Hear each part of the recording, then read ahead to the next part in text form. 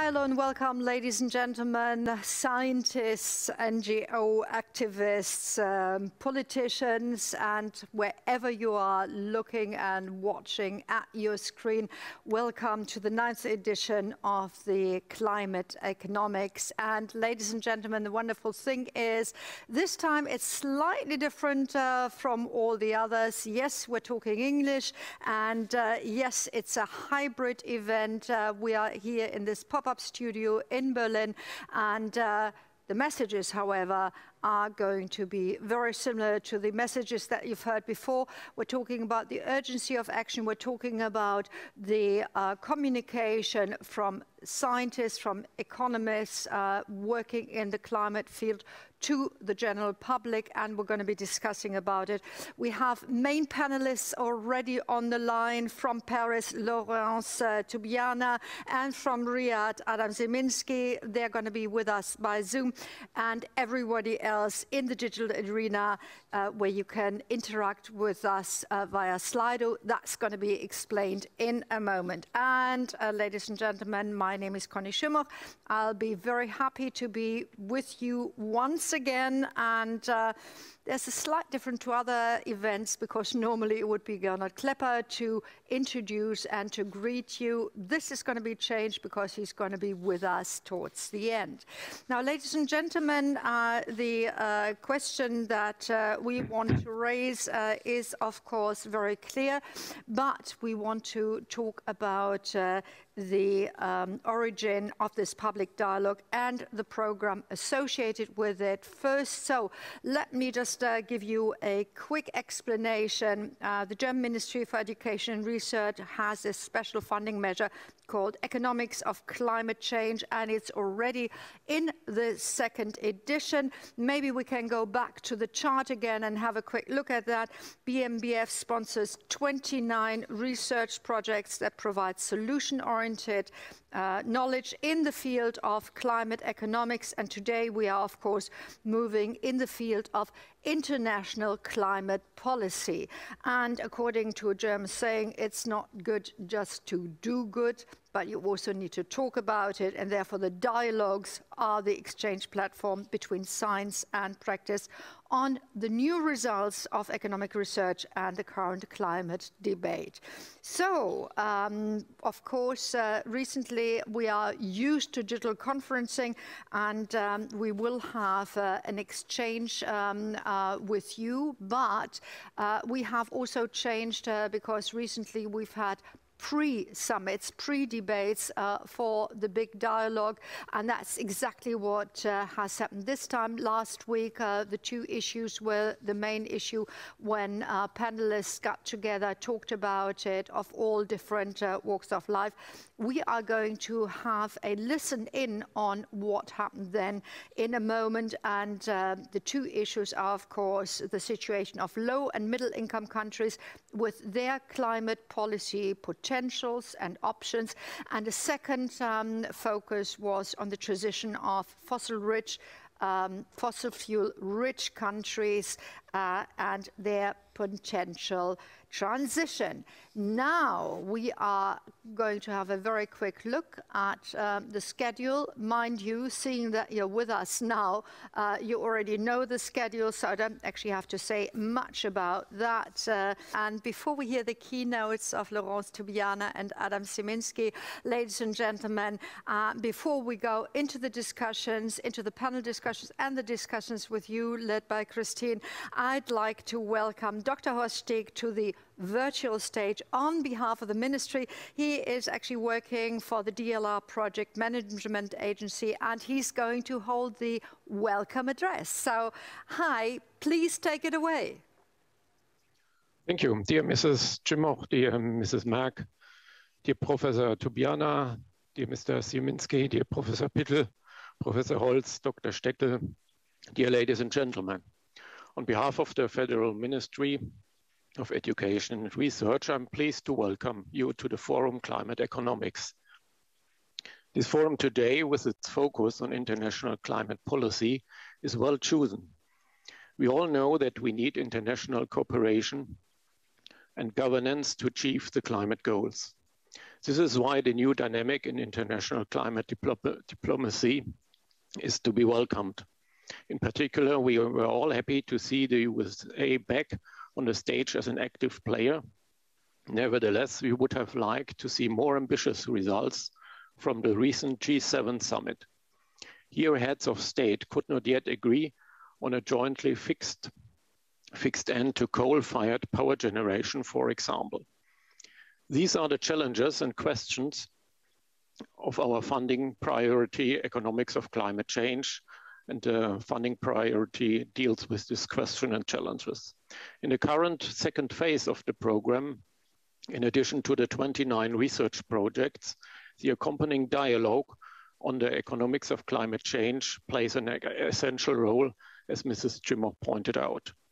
Overall, with the economics of climate change funding priority, our ministry pursues the structural goal to strengthen socioeconomic perspectives and skills within the climate change debate. But the funding measure is not just a research program, it is also a successful platform to stimulate and improve exchange and cooperation between science on the one hand, and stakeholders in society, business, and politics on the other hand. In this spirit, today, this forum on increasing global climate action and ambition takes up highly relevant topics. The question how to get lower income countries and fossil fuel exporters on board. The overarching context of the Paris Agreement, we all know, as demonstrated by the NDCs made by several countries over the past month, the international community remains committed to accelerate climate action. Nevertheless, even more ambition is needed. Therefore, expectations remain high for new updated submissions on the road to COP26 in Glasgow. The EU's updated NDC with a target of a greenhouse gas emission reduction of at least 55% by 2030 responds to the need for all countries to strengthen their climate ambition.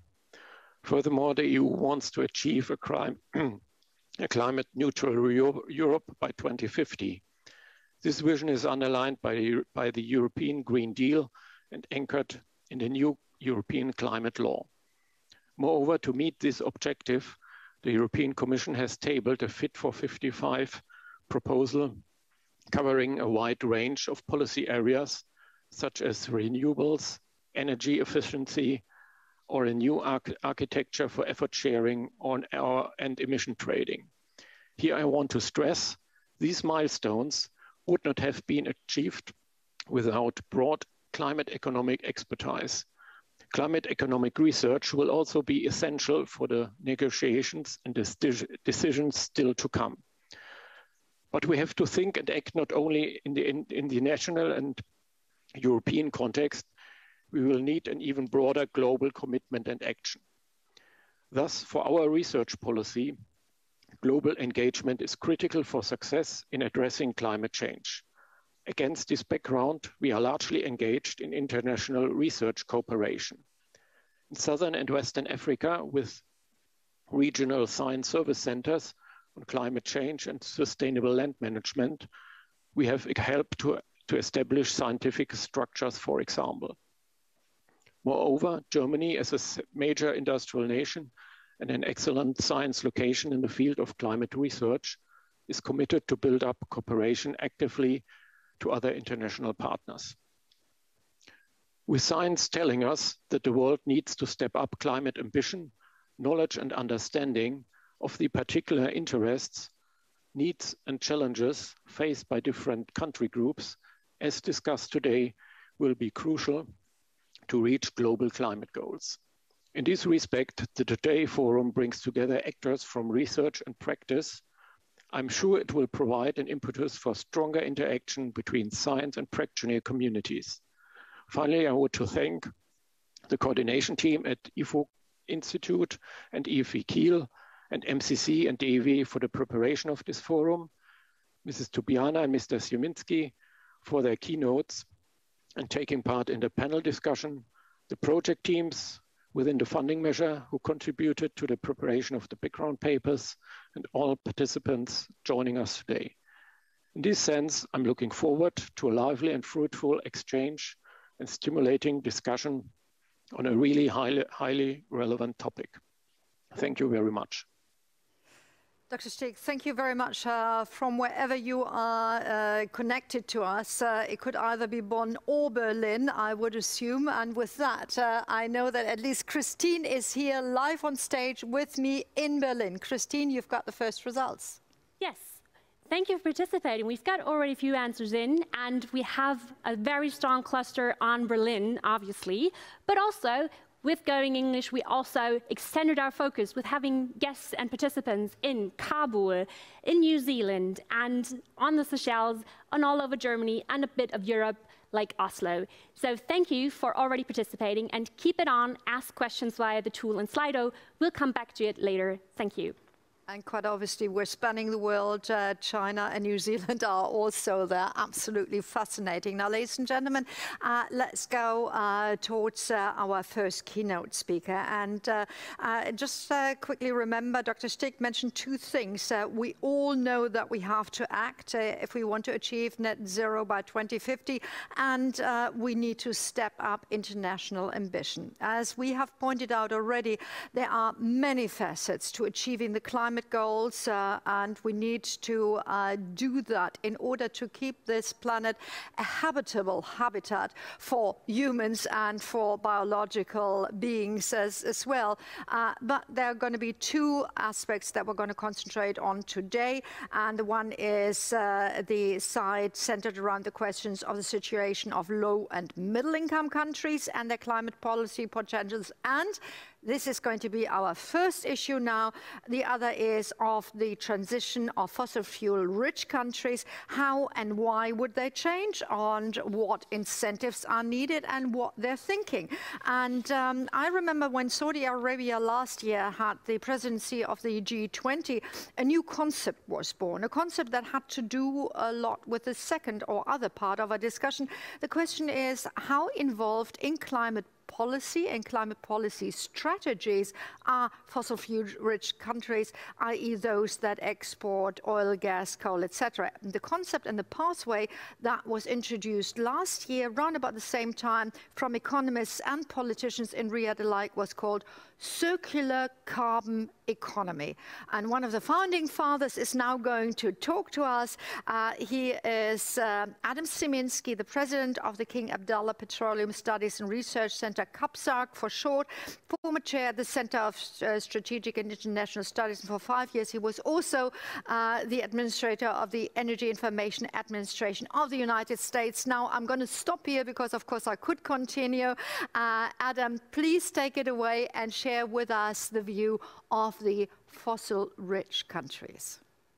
Well, Connie, thank you very much for that kind introduction. And let me just mention that I spent 15 years as a financial analyst for Deutsche Bank, and covering energy, climate, and other issues that are very pertinent to today's discussion.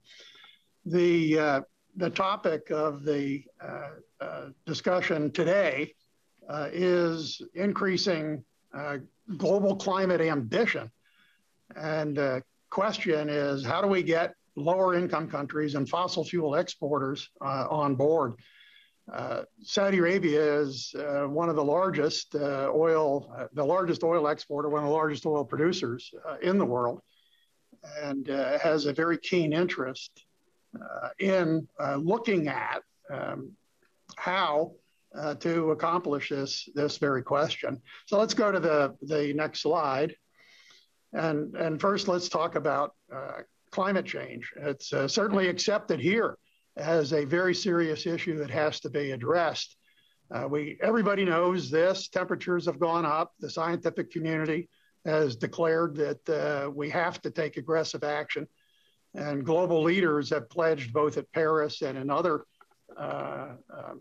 forums to deal effectively with the issue. So yes, we need to do something, and there's no disagreement here on that. Let's look at the next slide. One thing that I think is very important, particularly if it is necessary, as I believe it is, to get exporters of hydrocarbons on board, and the lower income countries who have to also make progress if the world is going to actually fix this problem, is concentrating solely on fossil fuels might really give a unanticipated result. And here are the reasons why. In a lot of sectors, aviation, shipping, heavy trucking, cement manufacturing, and other things like metal smelting, there are really no very good solutions for controlling carbon dioxide and other emissions. In addition, you have questions surrounding Sustainable Development Goal 7, access to reliable modern energy for the world. And I'm concerned that a focus solely on fuels would result in costs going up, reliability issues being brought to the forefront, and particularly perhaps the unwillingness or foot dragging on the part of those countries in the developing world who see unfairness in terms of them being asked to do now what other countries have had years to do. We also have the question of infrastructure, whether it's pipelines, power plants, or port facilities, many others, where costs have been sunk, and abandoning those prematurely could be a real problem. Let's look at the next slide.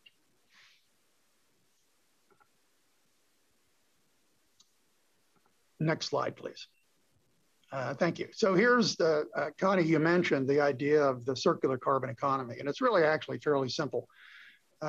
You add a fourth R, remove, to the 3 R's of the circular economy, which are reduce, reuse, and recycle. The idea here is that this is a natural progression in one sense from the linear economy, which in the energy area was produce it and burn it. Then I think everybody realized that this was not a very good solution. And we went to the idea of how do we reduce through energy efficiency, through alternate and renewable energy, and even nuclear power, the amount of emissions, and again, particularly carbon dioxide, that are associated with these fuels. Reuse and recycle are also very important parts of the circular economy, and finding ways within the circular economy, and in particular in the materials side of the circular economy, to reduce the amount of handling that's necessary was seen as a very good idea. Now we come again to the remove option, and removing CO2 gases from the atmosphere, either through storage, through direct air capture, or even nature-based solutions is pretty important. I'll come back in a bit to some of the reuse and recycle ideas. Next slide, please. What CAPSARC did last year was, in conjunction with 5 very reputable international organizations, the IEA, the International Energy Agency in Paris, also the Nuclear Energy Agency there, and the OECD offices, and particularly Policy Office, as well as IRENA, that's the International Renewable Energy Agency in Abu Dhabi, and the Global CCS Institute in Australia. We put together a series of reports that were authored by these institutions with their full editorial control over the reports. It included several reduce options, reuse and recycle, remove, but we also added hydrogen as a cross-cutting option, as well as the policies that we think were needed to implement this idea of how to manage carbon using all 4 of the R's. These reports are freely available on the cceguide.org website, and I urge you to have a look at these. Thank you. Next slide. last year, first the energy ministers from the G20, then the G20 summit leaders as a group endorsed the idea of the circular carbon economy platform. What they were saying was the idea of recognizing the importance and the ambition, which you used actually in the title of today's session, was really important as a way to reduce emissions, and that we had to take into account systems and national circumstances. The CCE is integrated, it's pragmatic, it's inclusive, and I think it's complementary to economic growth and at the same time enhancing stewardship of the environment, again, by managing emissions everywhere, including in those countries that are exporters and in the developing world as well. Next slide. Another development was at the climate summit that United States President Biden held several weeks ago, the formation of a net zero producers forum. So now we come back to the idea of what about countries that produce a lot of oil? How can they participate in this ambition? They don't want to be part of the problem. They do want to be part of the solution. And in fact, I think, importantly, leadership in providing solutions is important. And that's the purpose of the Net Zero Producers Forum. It's going to concentrate on 4 areas: methane abatement strategies, advancing the idea of the circular carbon economy across all nations, developing and deploying clean energy and carbon capture and storage technologies, including hydrogen. And I think importantly, looking at, for a number of the oil producing countries, opportunities to broaden and diversify the economies. The countries who are the initial founders of this forum are Canada, Norway, Qatar, Saudi Arabia, and the United States. There will be a meeting this fall, and the hope is that more producers will join. Next slide. The idea, very quickly, again, of the framework is that you need technology, policy, and markets.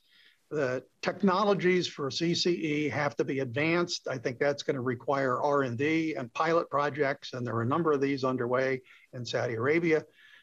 Policies for the enabling mechanisms that actually help employ CCE technologies. And then looking on the market side, it's ideas like measuring this, reporting it, and verifying that the 4 R's are actually being effective in dealing with emissions. Next slide. Just to give you an idea of some of the things that are going on here in Saudi Arabia, again, world's largest oil exporter. Energy efficiency programs underway, including things for automobiles and air conditioning, just as an example.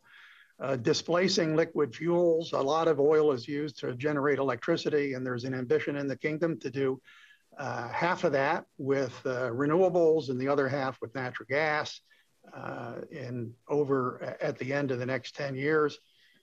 There is a very large $5 billion green hydrogen project underway at Neom, the new city area in the northwest of Saudi Arabia, and there are already demonstration projects have taken place with Saudi Aramco and Japan over shipping hydrogen using ammonia as the carrier, blue hydrogen, so hydrogen made from natural gas, but with the carbon dioxide stored, sequestered. Interesting opportunities, as I mentioned earlier, in reuse and recycle. The kingdom is using CO2 to generate urea fertilizers, as well as methanol. And they are are other opportunities, I think, that exist for converting carbon dioxide into fuels, chemicals, and so on, and this would be a real breakthrough. I already mentioned some of the remove options, including things like tree planting, mangrove restorations, but importantly, direct air capture and storage in aquifers and other oil gas formations in the kingdom that would be ideal for storing carbon dioxide. Next slide. This is actually the last slide, and then I have some concluding remarks that get right at, I think, the purpose here. There are technical teams that have been formed here to assess CCE technologies and pick the ones with the right priorities. There are teams associated with finding ways to enable the design of business models and monitor the progress that's being made, and engagement teams to try to show how these kinds of solutions actually contribute positively with great ambition to the goal of reducing carbon dioxide emissions and reducing it in the current atmosphere. Let me conclude with just 3 or 4 minutes of remarks that I think directly address the issue of getting lower income countries on board. Ensuring access to affordable, reliable, and sustainable modern energy is the aim of Sustainable Development Goal 7, SDG 7, from the United Nations. Access to energy is a very important pillar for personal well-being, for economic development, and the ambitions that we have to alleviate poverty.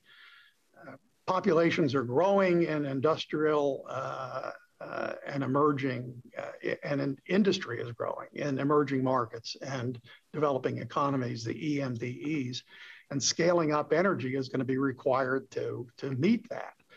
So how do you do that? The falling costs of clean energy technologies like renewables does offer opportunities, but many EMDEs have a wide range of economies, of national priorities, income levels, and plans.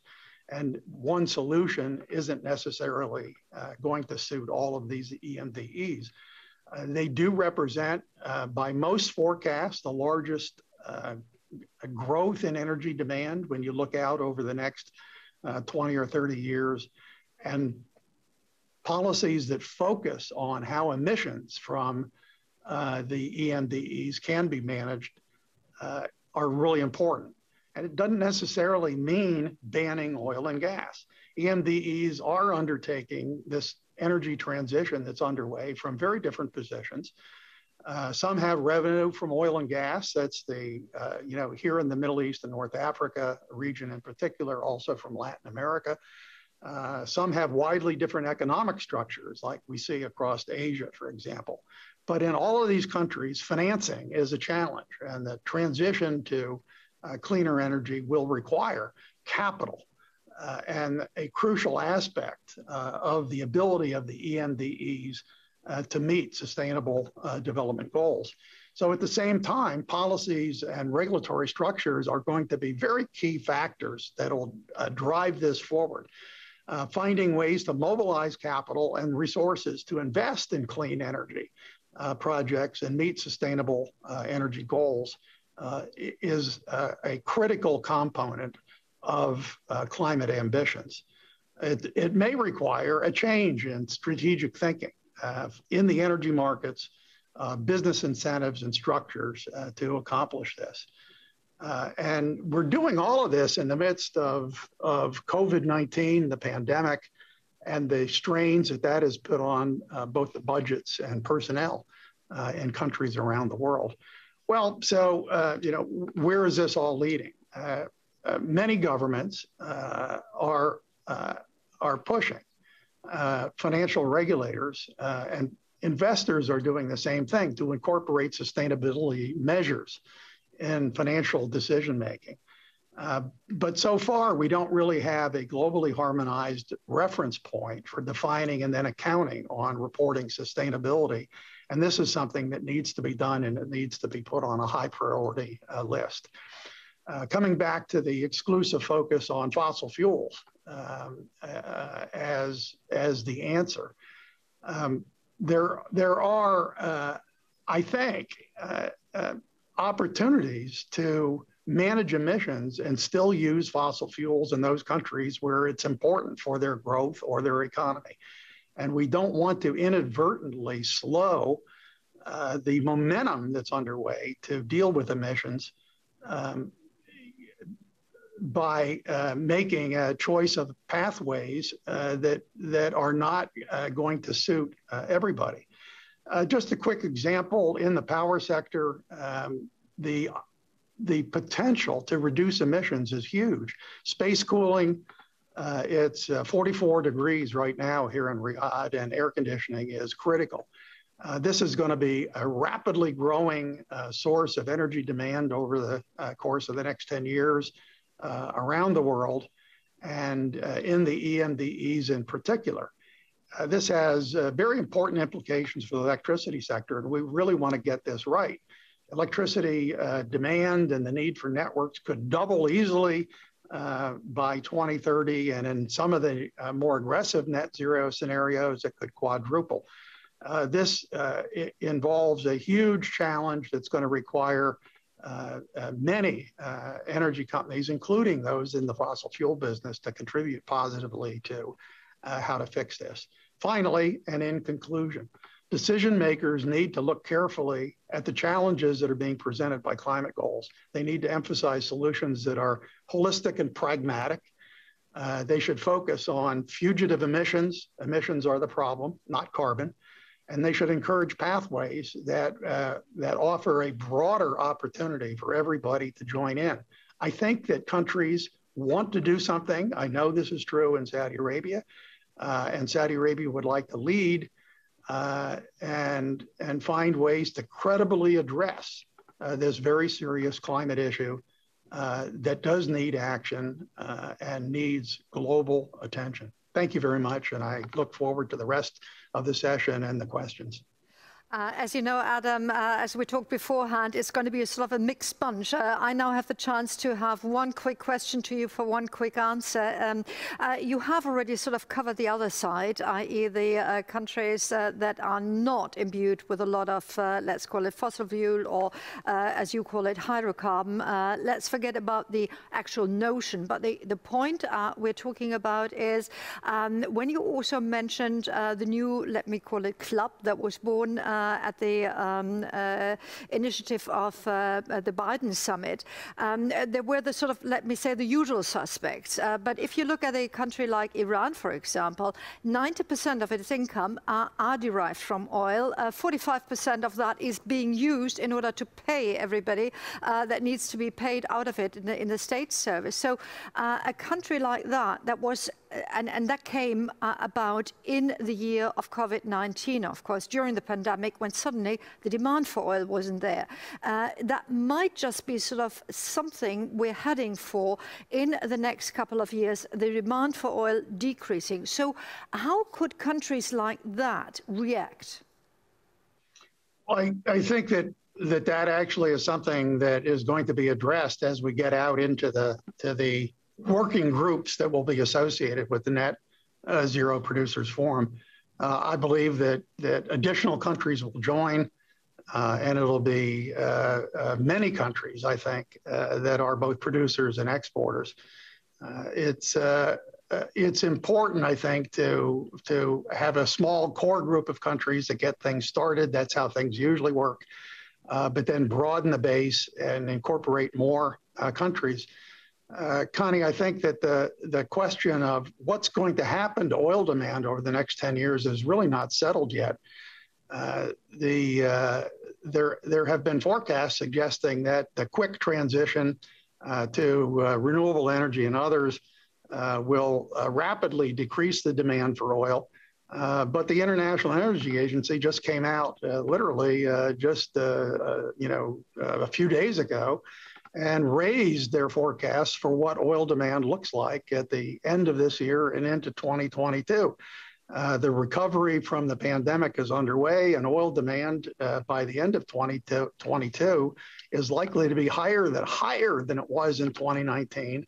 That's why we need, what I would call solutions that are robust under a number of future scenarios, some of which include demand for oil continuing to rise for some time.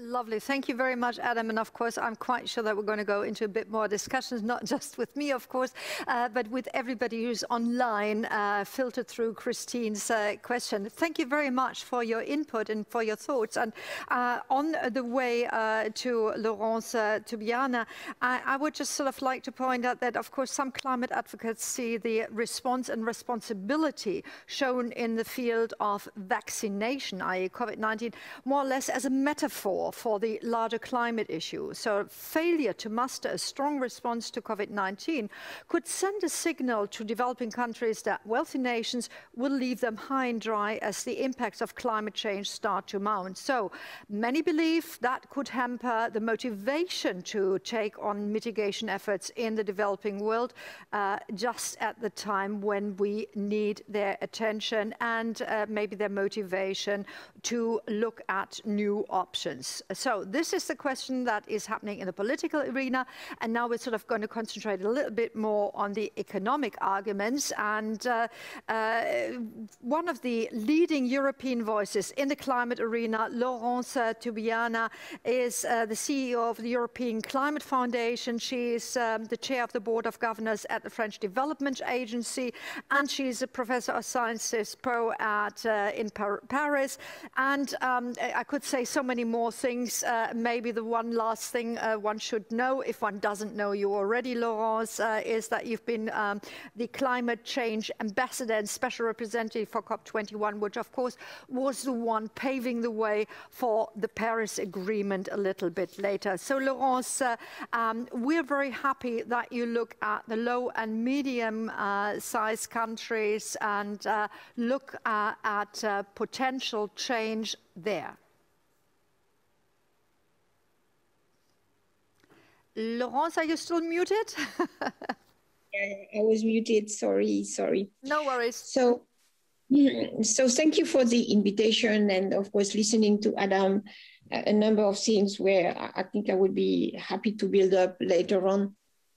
The important element is, of course, as you just said, we need attention. It's again, even if we understand all the economic constraints and the difficulties, we are lagging behind so much on climate action that the carbon budget, of course, is shrinking. And this is a moment where we need to increase global climate ambition. And of course, it means different things for different countries and communities. We know better than ever, and again, now the different reports are piling in, that our goal, which was, of course, one of the key messages of the Paris Agreement, to limit the rise in global average temperature to 1.5 degrees C compared to pre-industrial levels, appear like the, in a way, not, of course, without damage and risk, but at least the preferred option, the more important option. And again, if we think of, I've been in this discussion since now more than 30 years, unfortunately, I must say, because we should have solved the problem much earlier. And when we look back at the Kyoto Protocol, the moment in 1997, we were much more optimistic about the degrees, the concentration we could tolerate in the atmosphere of greenhouse gases to maintain climate change within certain limits were not too dangerous. This has changed totally because of the science advancing and the capacity to understand the different impacts of climate change and the impact, of course, of the concentration in the atmosphere to the different region and to the different situation and ecosystems. So that's why now the 1.5 degrees C, which was, of course, open as keeping the window open in the Paris Agreement, seem to be now really the reference we should aim at, even if we know it's extremely, extremely difficult. But of course, so we're not currently on the right path to achieve this. The contrary, the current policies would lead to a 2.9 degrees C of warming, better than what we had, of course, before Paris. And of course, even if the pledges made so far under the Paris Agreement for 2030 are implemented, this, and with, of course, the renewal of some of them we have witnessed, in particular last year, and this year with the re-entrance of US in the Paris Agreement, this will still allow for about 2.4 degrees C of warming. And we know that we are really in very, very dangerous elements if we go to that level. We also have more information than ever beacon on the pathways that can take us there if decisive action is taken now. Very interestingly, of course, and Adam was referring to some scenarios of the IEA on the oil demand. And when you look at the IEA last report on what could be a 1.5 degrees C aligned scenario, that includes key benchmark for the energy transition, including, importantly, an end all investment in new coal, gas, oil and gas fields by the end of 2021. So even if we see that some countries would still rely on oil and gas for a number of years, and that Adam is, of course, arguing that we could find solution for, in particular, the storage, the capture, and the use, in particular, the use of carbon. We see that in any case, even in a scenario where there is still a lot of CCS in this scenario, 1.5 of the IEA, there is a need to really shift the direction of travel, in particular for the oil and gas and coal sector. So we know, however, that all countries and communities are not equal when it comes to the climate crisis. They are not equal facing first the impacts of climate change. And unfortunately, and worsening climate impacts are mostly affecting the world's most vulnerable population. It's not because a more richer country will not suffer or are not suffering already for climate impacts.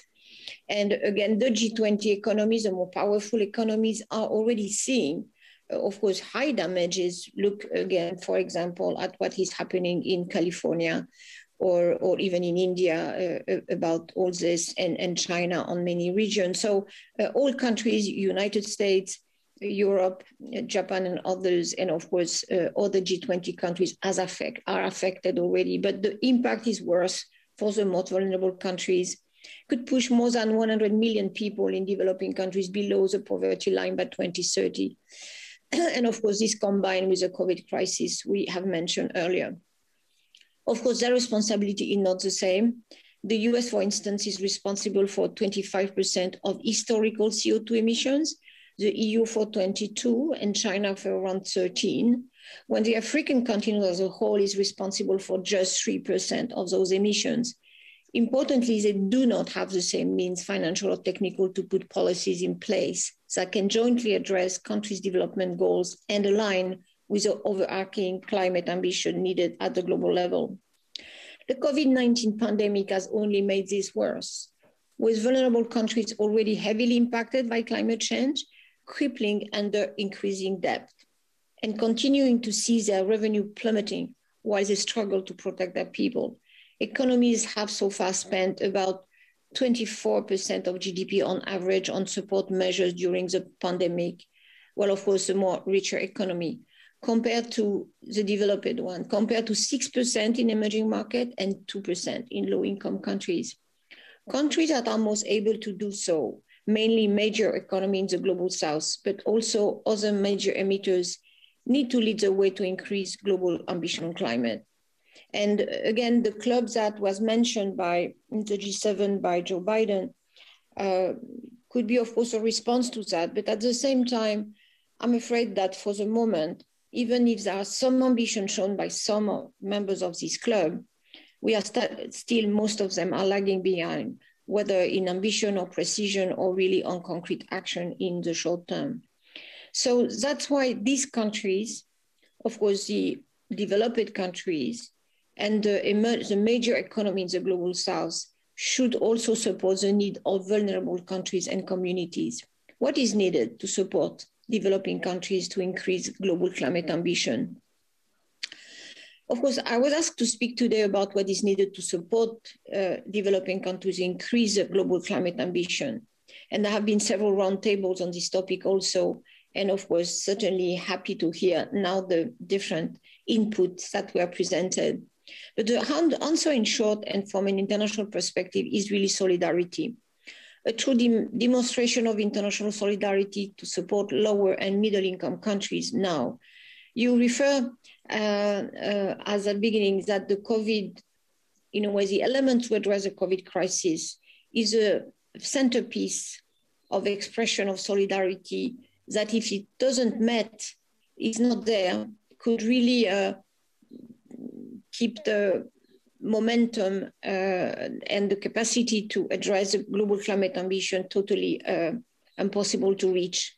I think this idea of solidarity international within this perfect storm that the COVID crisis is, together with the economic and social crisis, because of course of the crisis of the global economy, at least for the last 2 years, the contraction, which has impacted the low income and middle income countries, needs international cooperation. And if not, we can see that if this is not happening, we can understand perfectly that most developing countries will not want to present more ambitious commitment, even if when I look at the less developed countries, they came already in 2020 with more ambitious targets.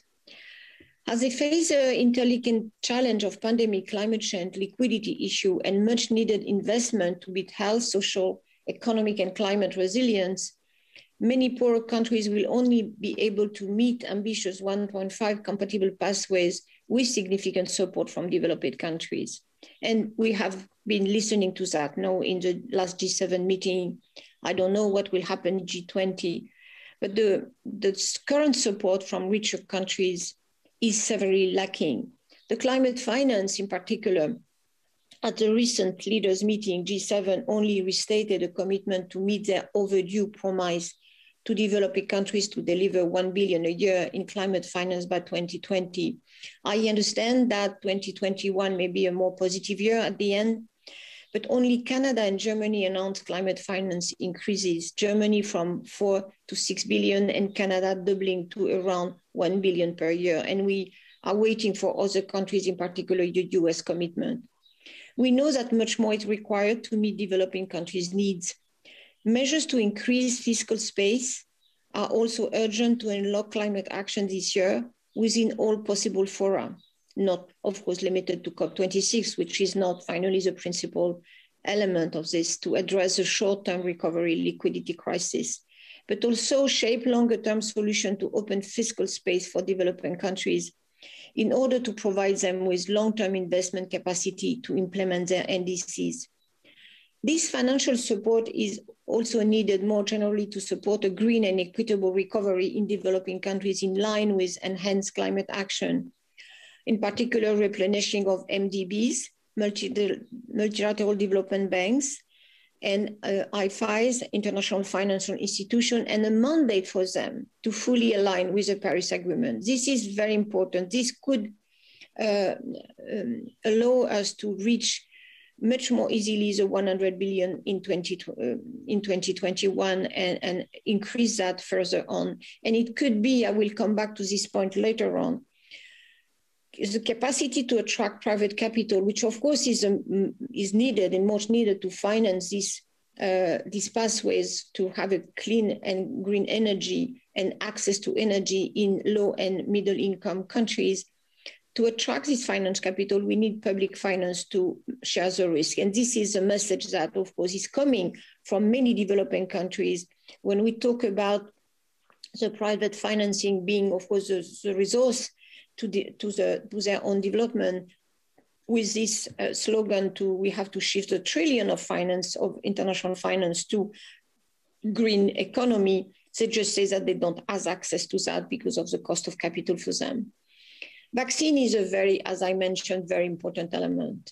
They have been uneven, to say the least, with poor countries facing, of course, tremendous difficulties. Advocates had been calling for the G7 to share 1 billion doses by the end of August and 2 billion in total by the end of the year, and to back the agreement of trade-related intellectual property rights waiver and financial redistribution to expand vaccine production and procurement. For the moment, G7 pledged to share 870 million doses this year, but didn't support the TRIPS waiver and did not detail a plan to accelerate vaccine production or aid. So this is really a big issue there. And so what are the solutions on the table globally? And I insist on solidarity and cooperation exactly because, as it was mentioned at the beginning, this is a condition for a success in Glasgow and beyond Glasgow, of course, because Glasgow is just a milestone in time, that we need this solidarity to the low income and middle income countries to bring everybody on track on climate ambition. If not, we will not have that result and we'll have just divergences of opinion. IMF in particular recently and others have been warning of an emerging great divergence in global growth that could risk stability and trigger social unrest for years to come. 50% of developing countries are at risk of falling further behind in terms of poverty, access to food, water, and energy. All the signals are red. This raises concern about stability and social unrest. Setback for living standards in developing countries would make much more difficult to achieve stability and security for the rest of the world. It should be a sort of an evident conclusion. They could also lead to a setback in North-South cooperation. A widening of the gap could make it much more difficult to cooperate as much as needed on many global commons, including climate change, but there are many more. More broadly, developing countries could also likely miss out on a major shift underway in rich countries to more digital and green economies. And if they are lagging behind, they would not be part of this new wave of the global economy, and then will be, in a way, marginalized into the trade relation, for example. So the only way out of COVID and of the climate crisis is together. It's everyone's interest. IMF Director Kristalina Georgieva said that accelerating vaccination could add 9 trillion to the global economy by 2025, with 60% of benefit going to developing countries. And rich countries and international institutions need to provide more support. So I recognize and witness that G7 and G20 have, to a certain extent, recognized this, but the problem is insufficient action and capital to back it up. So what are the specific policies that can bring? So change the international infrastructure first.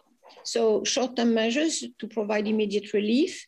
Thus, this new issuance and reallocation of IMF special drawing rights, for example, can provide immediate liquidity to countries, provided that the IMF Board of Governors agree on a reallocation mechanism that benefit primarily vulnerable countries, low-income and middle-income countries that we forget many times, but they are really as well in a very debt-induced crisis. This must go hand in hand with long-term measures to reform the international debt architecture in a more equitable way that takes into account the long-term effect of climate change. We see that even now the discussion is starting, including with China, and I think it's a good sign, but we have to go further.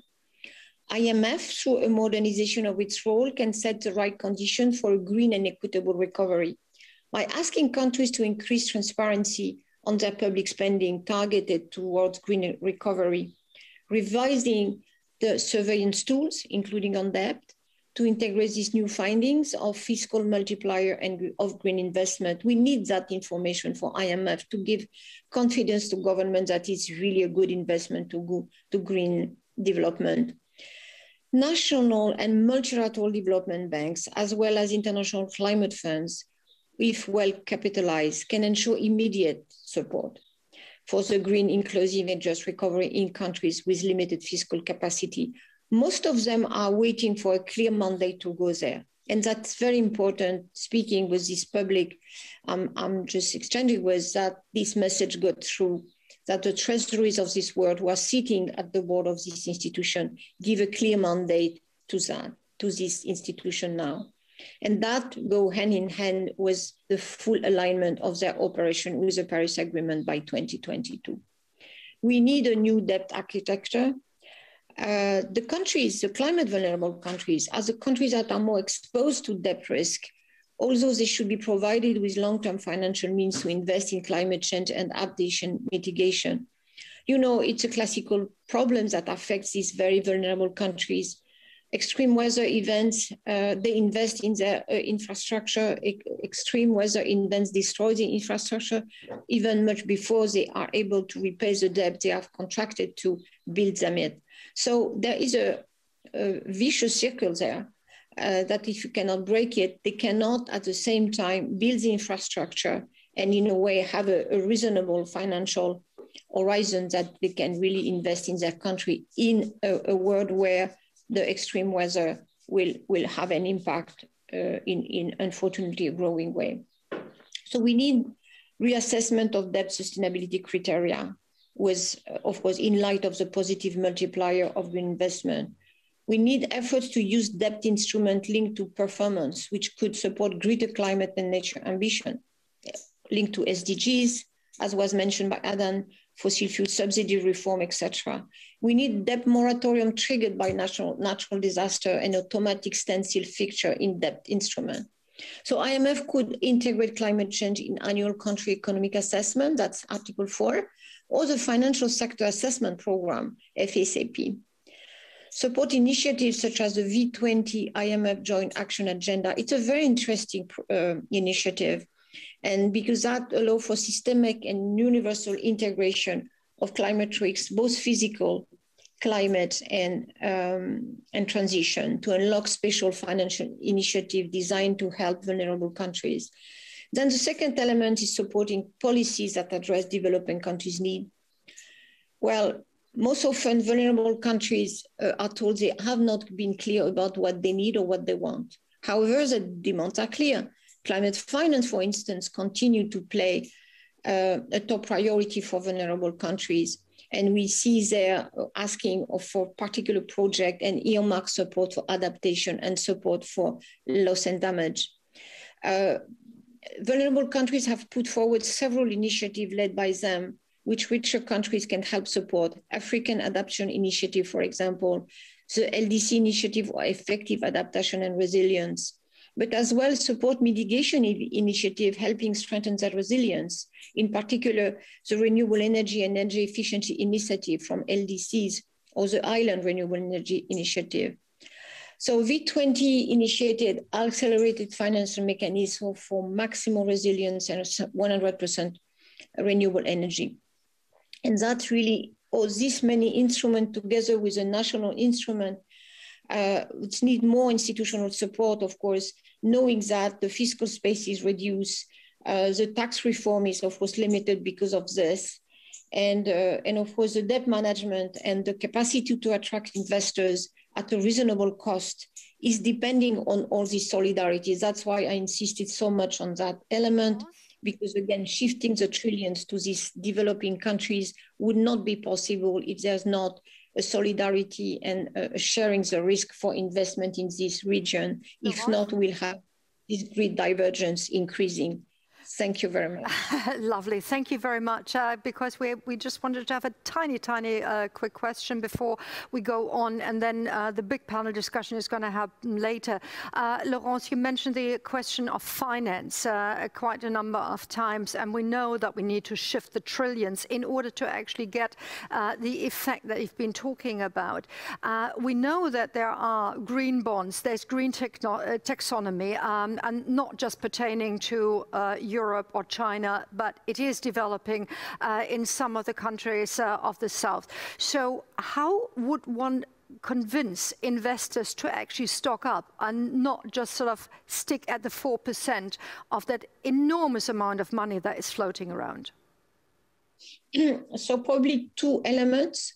One, of course, on the countries where they could invest, is certainly a serious discussion on the risks they face and the condition that public finance can bring to reassure them that there is a pipeline of projects they would benefit from. And I really had in mind a number of African countries where this can be achieved at very reasonable cost for the public finance side. I think the second element is the information flowing, that these projects in green are profitable. And we need the assessment, even if there is many things in the report that clean energy is cheaper than coal or oil and gas many times to produce electricity in particular. We need really a flow of information to show that the investments are profitable. So we see the cost fast, but we don't see the profitable. So I think for the moment, the green bonds benefit to developed countries or emerging countries. They don't benefit to the lowest one. And you take a country, even like India. India is paying 500 or most, and I can take African countries like Egypt or Kenya or even Ethiopia. They pay 500 points or 600 points above the base point, because the cost of capital for them, the risk element is massive. So this prevents private investors to go in.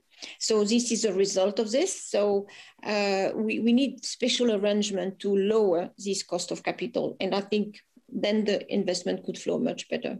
Lovely. Thank you very much for that quick intervention. And we're going to be discussing in a moment. Adam has been listening, so we are up on full speed. But I'd like to hand over to Christine, because not only is she the queen of the Slido questions coming in, but you are actually putting questions out to the audience. Exactly. So one thing I want to mention first, thank you for all the questions that have already been coming in. Keep on voting them up or asking more questions.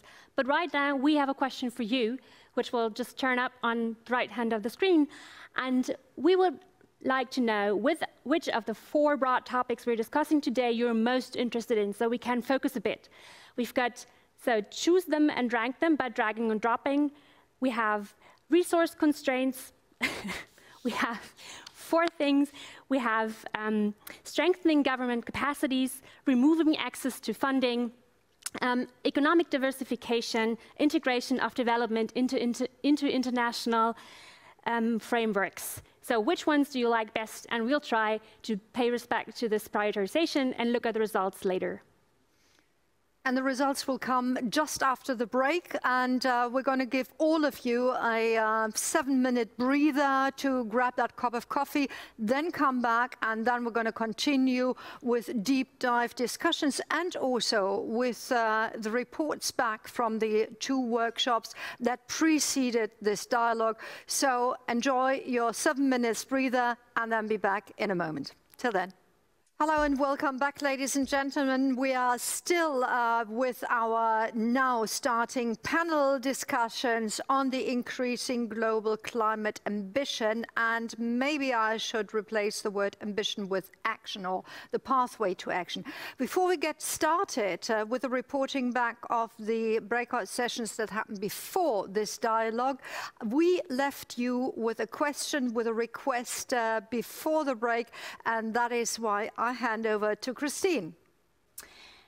Thank you for participating. And it seems we only have interesting topics, with a front runner about the integration of development issues into international climate frameworks. So how can we make it that it's not just about climate, but also attractive for least developed countries? But apart from that, all the other topics also rank very highly in your interest. So I give that to Connie for the further discussion and hope she can prioritize. Well, thank you very much. We'll keep that in mind. And ladies and gentlemen, I've now said so many times that before this particular dialogue last week, everybody else was chipping into workshops, into discussions on the single issues that we're bringing together today. And the issue of capital markets, institutions, and distributional effects brackets towards ambitious climate policy for low and middle income countries was organized by the team of Dr. Waldemar Marz from the IFO Institute and Dr. Jan Steckel of the Mercator Research Institute on Global Commons and Climate Change, MCC for short. Now, Jan, give us the synopsis. What actually happened during that workshop? What studies did you look at, and what was the outcome? Thank you very much, Connie. I would like to summarize this event by actually stating the 3 challenges that we have identified. So the first challenge for low and middle income countries to engage in climate policy certainly is government capacity. So putting forward climate policy, it requires statecraft, it requires regulation, but it also requires the capacity to deal with the various impacts on parts of the population, on the industry, etc. That is in part social policy. The second, and we have heard this by Adam and Laurence already, is the access to technology and capital. So one great challenge that was identified is the fact that renewable energy, for example, are much more capital intensive on a per megawatt basis. And at the same time, we deal with high capital costs generally in low and middle income countries. Those high capital costs, however, hurt or hit the renewable energies much harder than their fossil counterparts, where large parts of the costs only occur in the future, whereas for renewable energy, we need to mobilize the capital upfront and today. So for renewable energies and alternatives to fossils to be competitive today, we need to lower capital costs. We need to see stable policy environments and additional human and technology skills. But this is not the only thing. Last but not least, we often hear about the co-benefits of renewables, which are for sure important with respect to health, but we must not forget that also fossils hold some spillovers, for example, on industrialization, which for low and middle income countries is of course a huge societal goal. And this brings me to my third point. Which is the high prevalence of other development goals and the general reluctance to see that climate change mitigation might be necessary also in low and middle income countries. However, at the same time, we see that it is exactly those countries that are currently carbonizing, that invest into fossil fuel infrastructure, that can not only challenge the climate targets, but also lead to stranded assets in the short to medium run. So it is important, and this is one of the key outcomes, to frame climate change mitigation in low and middle income countries also as a development issues that can first alleviate impacts and second also strengthen other sustainable development goals. So that sounds like your advice would be a many-pronged attack, not one size fits all, depending, of course, on the capability of the countries themselves. Now, did you find in your studies, and maybe discuss in the workshop, that the countries that were more hit already by the climate change effects were ones that were looking towards greener technology more than others, or did that not have any correlation? Not necessarily. I mean, most countries, most governments are well aware of the vulnerabilities, but you have to see that there's a ranking, an implicit ranking of governmental or societal objectives. And in poor countries, the prime objective is, of course, to get out of poverty, to get access to clean electricity, to reliable electricity. And like the environmental damages, for example, that might be related to that only occur in the future. And this is, of course, a huge challenge. The countries' policymakers generally know that they are very vulnerable, but they also know that they need to deliver on these other sustainable development goals. Thank you very much for that very concise input that you could give us, the reporting back from the group that was already meeting last week. And as you see me sitting down, this is already sort of the panel situation. And we have, of course, Adam and Laurence online. But here in our pop-up studio, we also have Karen Pittel, who is going to be discussing with us.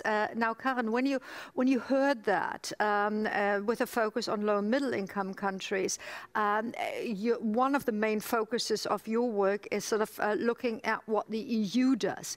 In how far does the Green New Deal actually imply assistance and help to low and middle income countries? Are they sort of on the side, or are they part of the package?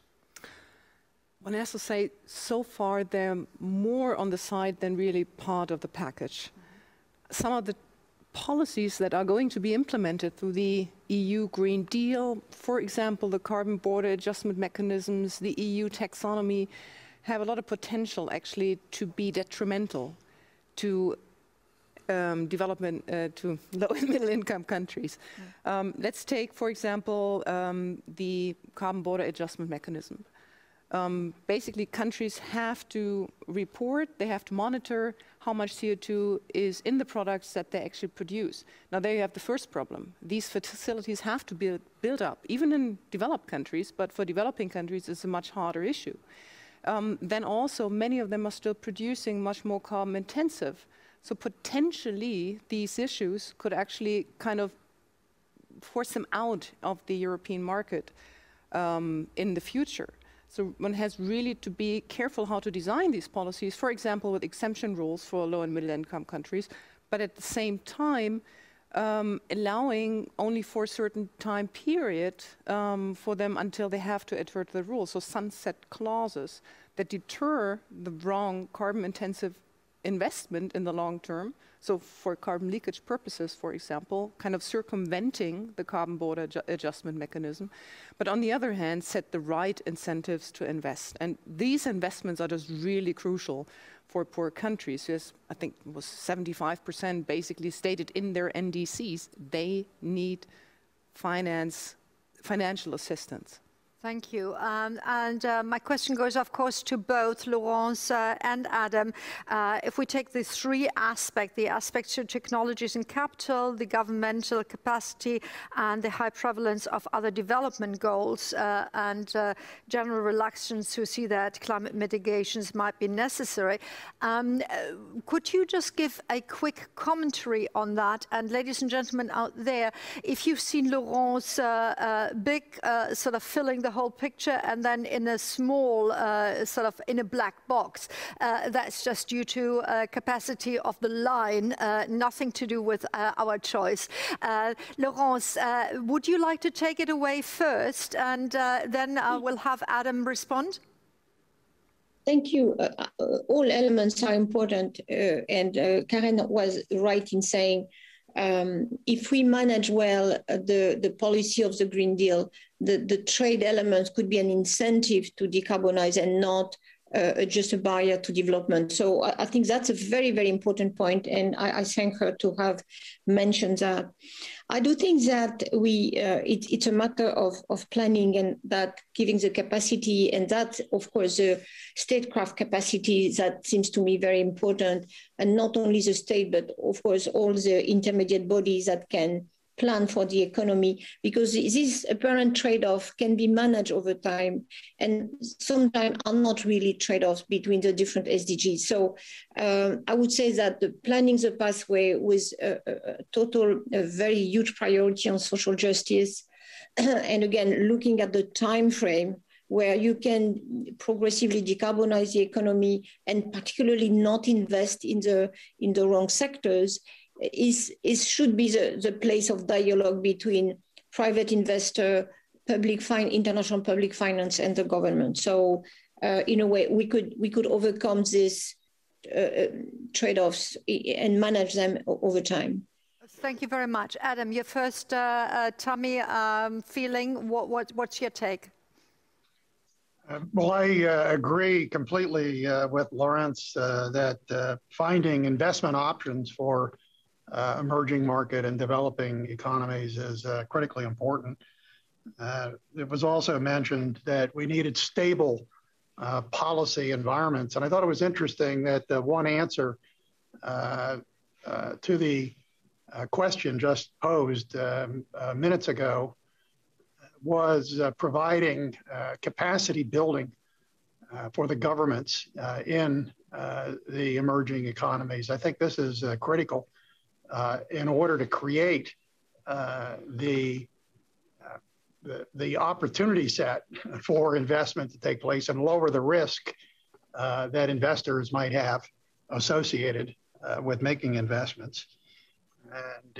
And I also enjoyed hearing the comments associated with the border tax adjustment, that we need to be careful of unintended consequences. We should look carefully at how any of these policy options might impact, and try to look for a path that offers resiliency in the decision making. So let me just stop there, and I'd be delighted to come back again at some point. Thank you. Lovely, thank you very much. And maybe could I address Laurence again? You've been in the climate talks, you've been in the climate arena now for 30 years, and you said we could have had faster decision-making processes already. And this government and governance capabilities may have grown in the West and certainly with an open ear to climate change, but maybe also just in the last 5 years. How much is there a need to give that drive or to develop that drive from the countries that are actually facing the consequences of climate change? That's, of course, important to notice that, you know, where the level of competence and understanding what is a decarbonized pathway for the economy is rather recent. Well, even in developed countries, I checked that, and even in Europe, again, look at the way that the Green Deal is making governments think differently, and they may not have a whole instrument to deliver that immediately. So there is an element of understanding, information. It's complex. It's as Joe Biden said, is a whole of the government approach that we need. And that, of course, I saw that in the island state, for example, because they were so anxious about proposing solutions and, in a way, surviving. Sometimes, of course, they have made efforts to increase the skills and the capacity, but still there is a big gap of data first, because, again, it's so complex because it mixes technology, capital, regional development, transition of different professions and jobs, and connecting with trade flows as well. So I do think that it's recent. Again, it's recent even in the developed countries that this analysis is now mainstream, if I may say so, even if it's not totally there. And there is still the conviction that climate action will have detrimental development effect, even in G7 countries. So we are far away. And if we, and that's a pity, because if we have started earlier, we will not have this so short-term possibility of action, because it's difficult to decarbonize. You don't do that in 10 years or even 15 years. You need time. And this loss of time is, I think, making things much more difficult for all elements. So, but again, yes, the skills, the transformation, the data collection, the availability of instrument is key and should be a very intensive international dialogue. Thank you very much, Laurence.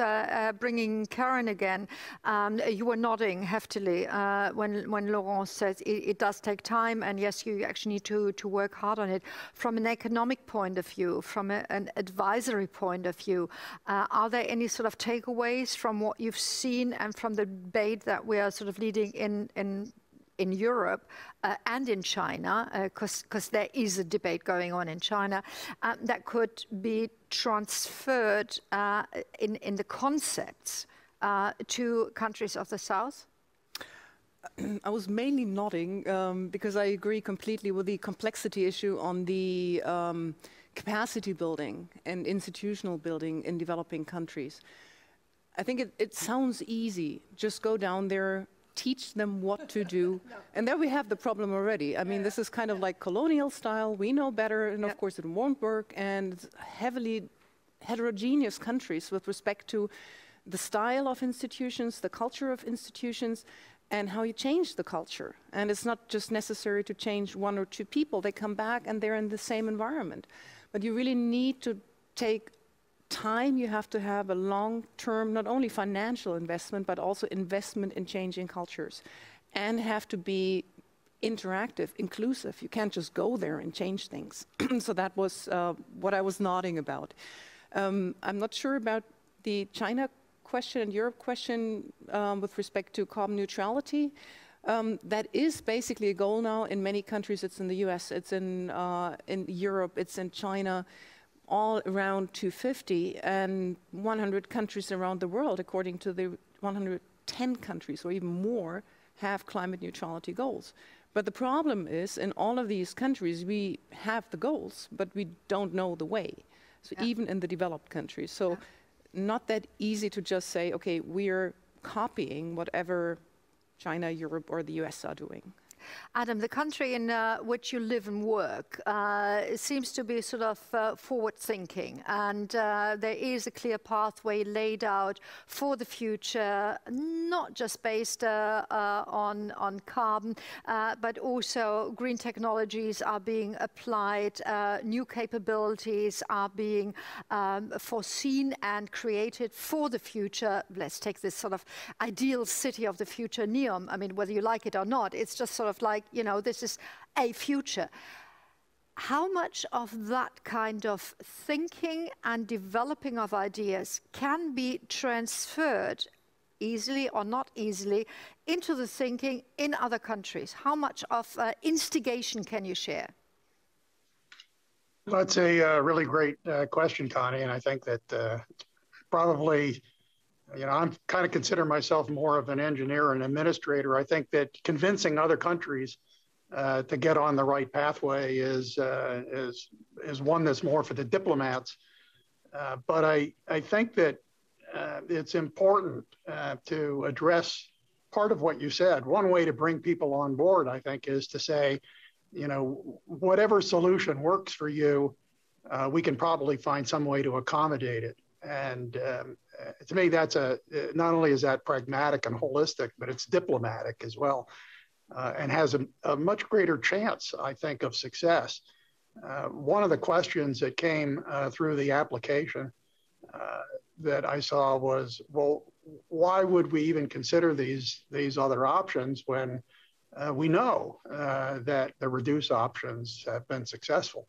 And I think the answer is that many studies, including from the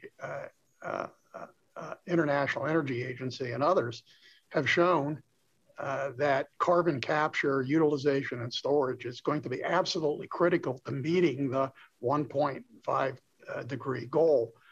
So that there's nothing wrong with reduce. In fact, reduce is great, and reduce is actually how most countries, even Saudi Arabia, have already been managing emissions. But it's not sufficient. We need to go beyond reduce to reuse and recycle and remove in order to get all of the emissions dealt with. There are just some cases, I think, where it's going to be very, very hard to do it with the reduce option alone. Back to you, Connie. I know that Karen will want to comment on that in a moment, but we do, of course, have our audience out there. And as we remember, what was it, from Afghanistan via New Zealand to the rest of the world. So, Christine, are there already questions that are coming up? Yes, definitely. So we see a cluster of 2 questions.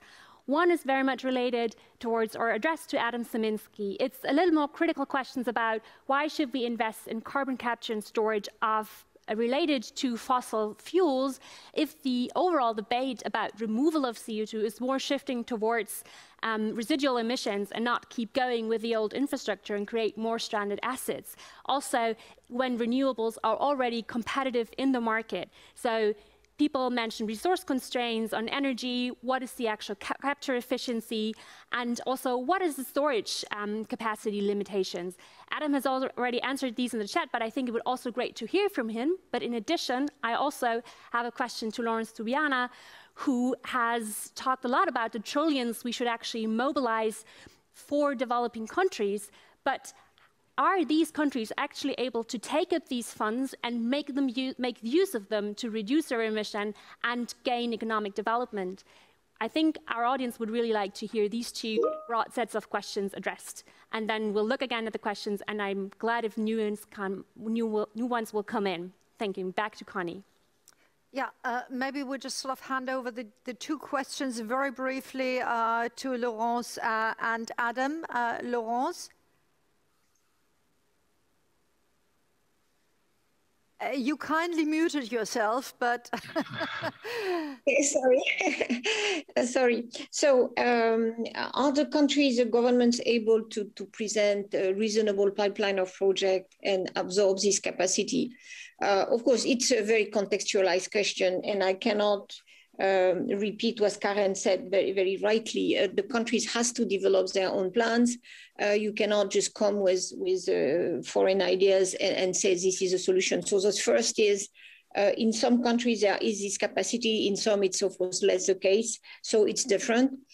Second, I think there is, I see a real problem into this gray zone where the government have project, the funders, the private investors community doesn't dare to go there, and there is not public finance, in a way, triangle these elements. And I think there is capacity. You see in Latin America, there is huge capacity and ability. I can think about Colombia, Argentina, and many others. And so they have the statecraft capacity, they have the plans, but there is a perception of risk that nobody wants to cover, of course, depend on the period, of course. So there is no generality there, but I think if, again, there is a better alignment and a better focus, in particular on clean energy, where, of course, upfront capital is high, profitability can be very high after, but then you need the coordination of the different financial elements, and really now it can be rather standard. We know very quickly how to build a coal thermal power plant, and now we know how to build a wind farm or a solar capacity. So I must say there is an inertia, a past dependency on private investor vis-a-vis that, which is this is new, so it's too risky. Where in reality the risk is rely on all the way to do the job, in particular in the fossil fuel sector. Thank you. And Adam, your dedicated question, and then we can sort of spin off from there. Sure. I think that why should we consider trying to capture CO2 from fossil fuels?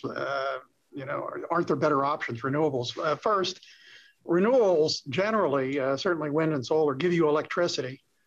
And electricity is not the answer to every application in the energy area. I mentioned aviation, heavy-duty shipping, trucking, cement manufacturing, and applications like this that require intense amounts of heat, metal smelting. So we need to find solutions there as well. And it might possibly be biofuels. I mean, that's a possibility. But the scale of moving on that is still fairly limited. So I would say that there's three quick answers to the question of why do you want to pursue this other option. One is it's insurance. You want to make sure that if the optimistic scenarios for electrification fall a little bit short, that you still have the ability to supply basic needs for people. You have to look at what the challenges are associated with mitigation and adaptation and deal with a multiple set of scenarios, not just one. Diversification is generally good. Don't put all your eggs in one basket is something that's been around for a long time. And then the third one is, I'm not really sure that that the pathways that have been identified to go to net zero are unique pathways. I think there's more than one way to get to the idea of net zero.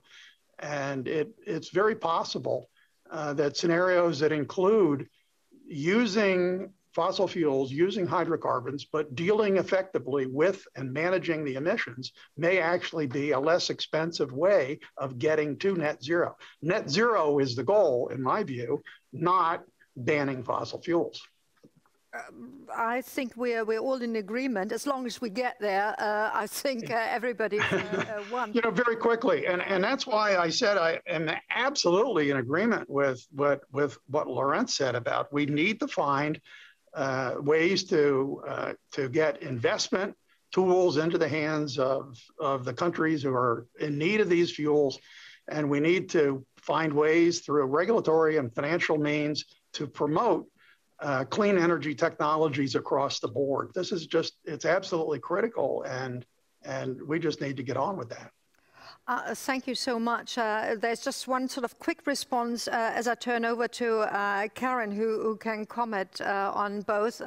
I've recently run one or two big discussions within the airline and aerospace industries. I mean, they are looking for solutions, no, not tomorrow, but certainly during the next couple of years, and then definitely hitting hydrogen for 35, of course. We need to bridge the gap until then. So don't worry, carbon is not going to get out of fashion tomorrow. It's going to take some time, but I think that's our general idea. Karen, just in case I haven't introduced you properly, I said of the IFO Institute in Munich, but you're the director of the IFO Center for Energy, Climate and Resources. So having done that now as well, what does resonate with your own studies, with your own outlook? What we've heard Laurence saying, again, sort of falling back on the aspect that we need to get investment, and also Adam saying, well, you know, carbon is going to be around in the future, and as long as we get to net zero, that's the most important point. With Laurence, I completely agree. I mean, we had the financing issue, and that is critical for developing countries and also for poorer, resource-rich countries. Regarding the carbon, what's it, the circular carbon economy framework, I do agree we need all four issues. I completely agree. I just find the narrative, as I understand it, a little bit dangerous. I mean, the narrative to me sounds, as long as we can get to net zero, whatever way possible, we might as well use carbohydrates or fossil fuels as long as possible. Now, the problem I see with that is that all of the scenarios that the IPCC has are actually requiring not only carbon neutrality, but actually negative emissions in order to get at least somehow close to the 1.5 to 2 degree target in the long run, especially the 1.5.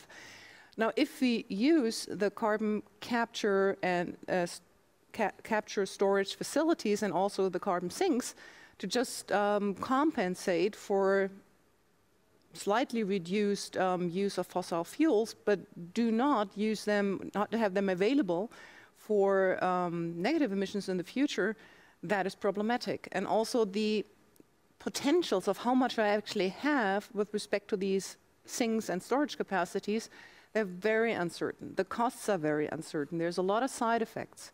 I mean, even for the nature-based solutions like reforestation, for example, you find estimates that vary on a scale of like twofold, threefold of how much actually out there.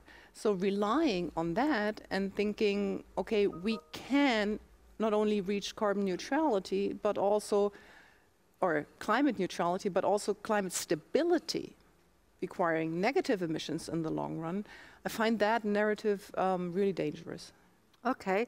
Adam, one word, I'll just give you the chance, one sentence, and then we need to be off to the next presentation.